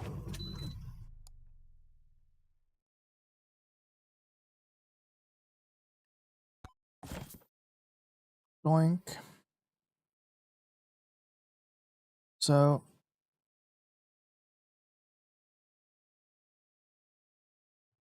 double check something.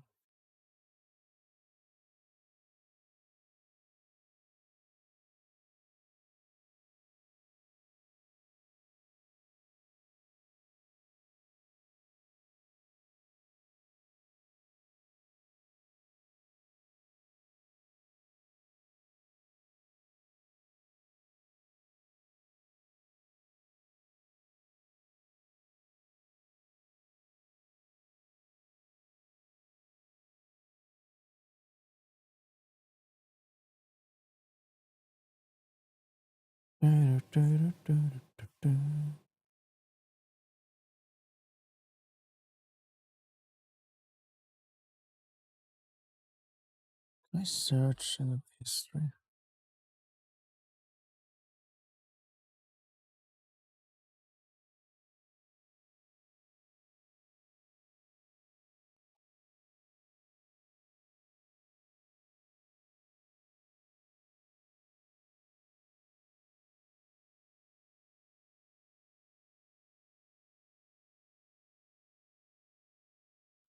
There you go, 22 hours ago. Requesting to download the beast tomorrow or the day after. Our sources confirm.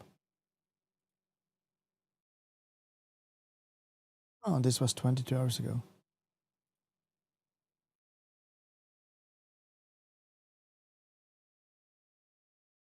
I never heard of this source, Game GP, but hopefully they are right.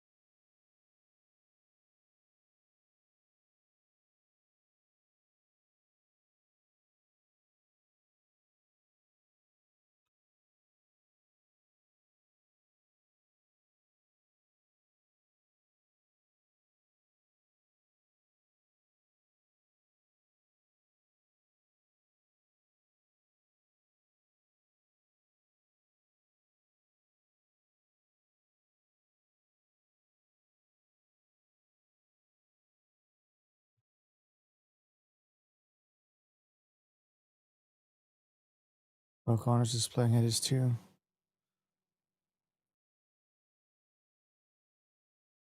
Oh yeah, he has to wait.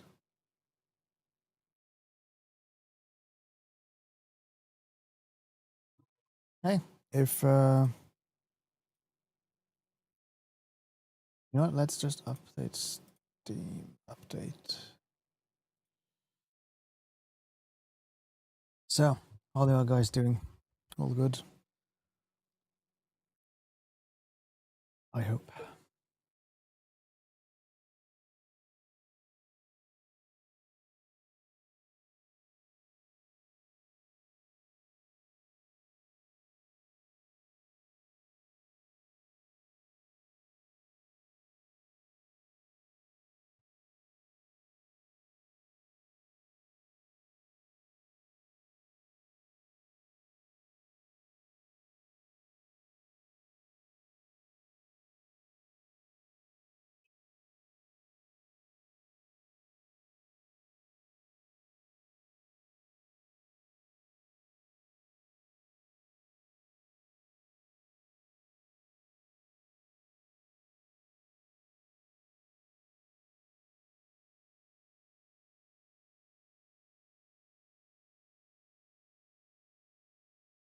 $118. Nice.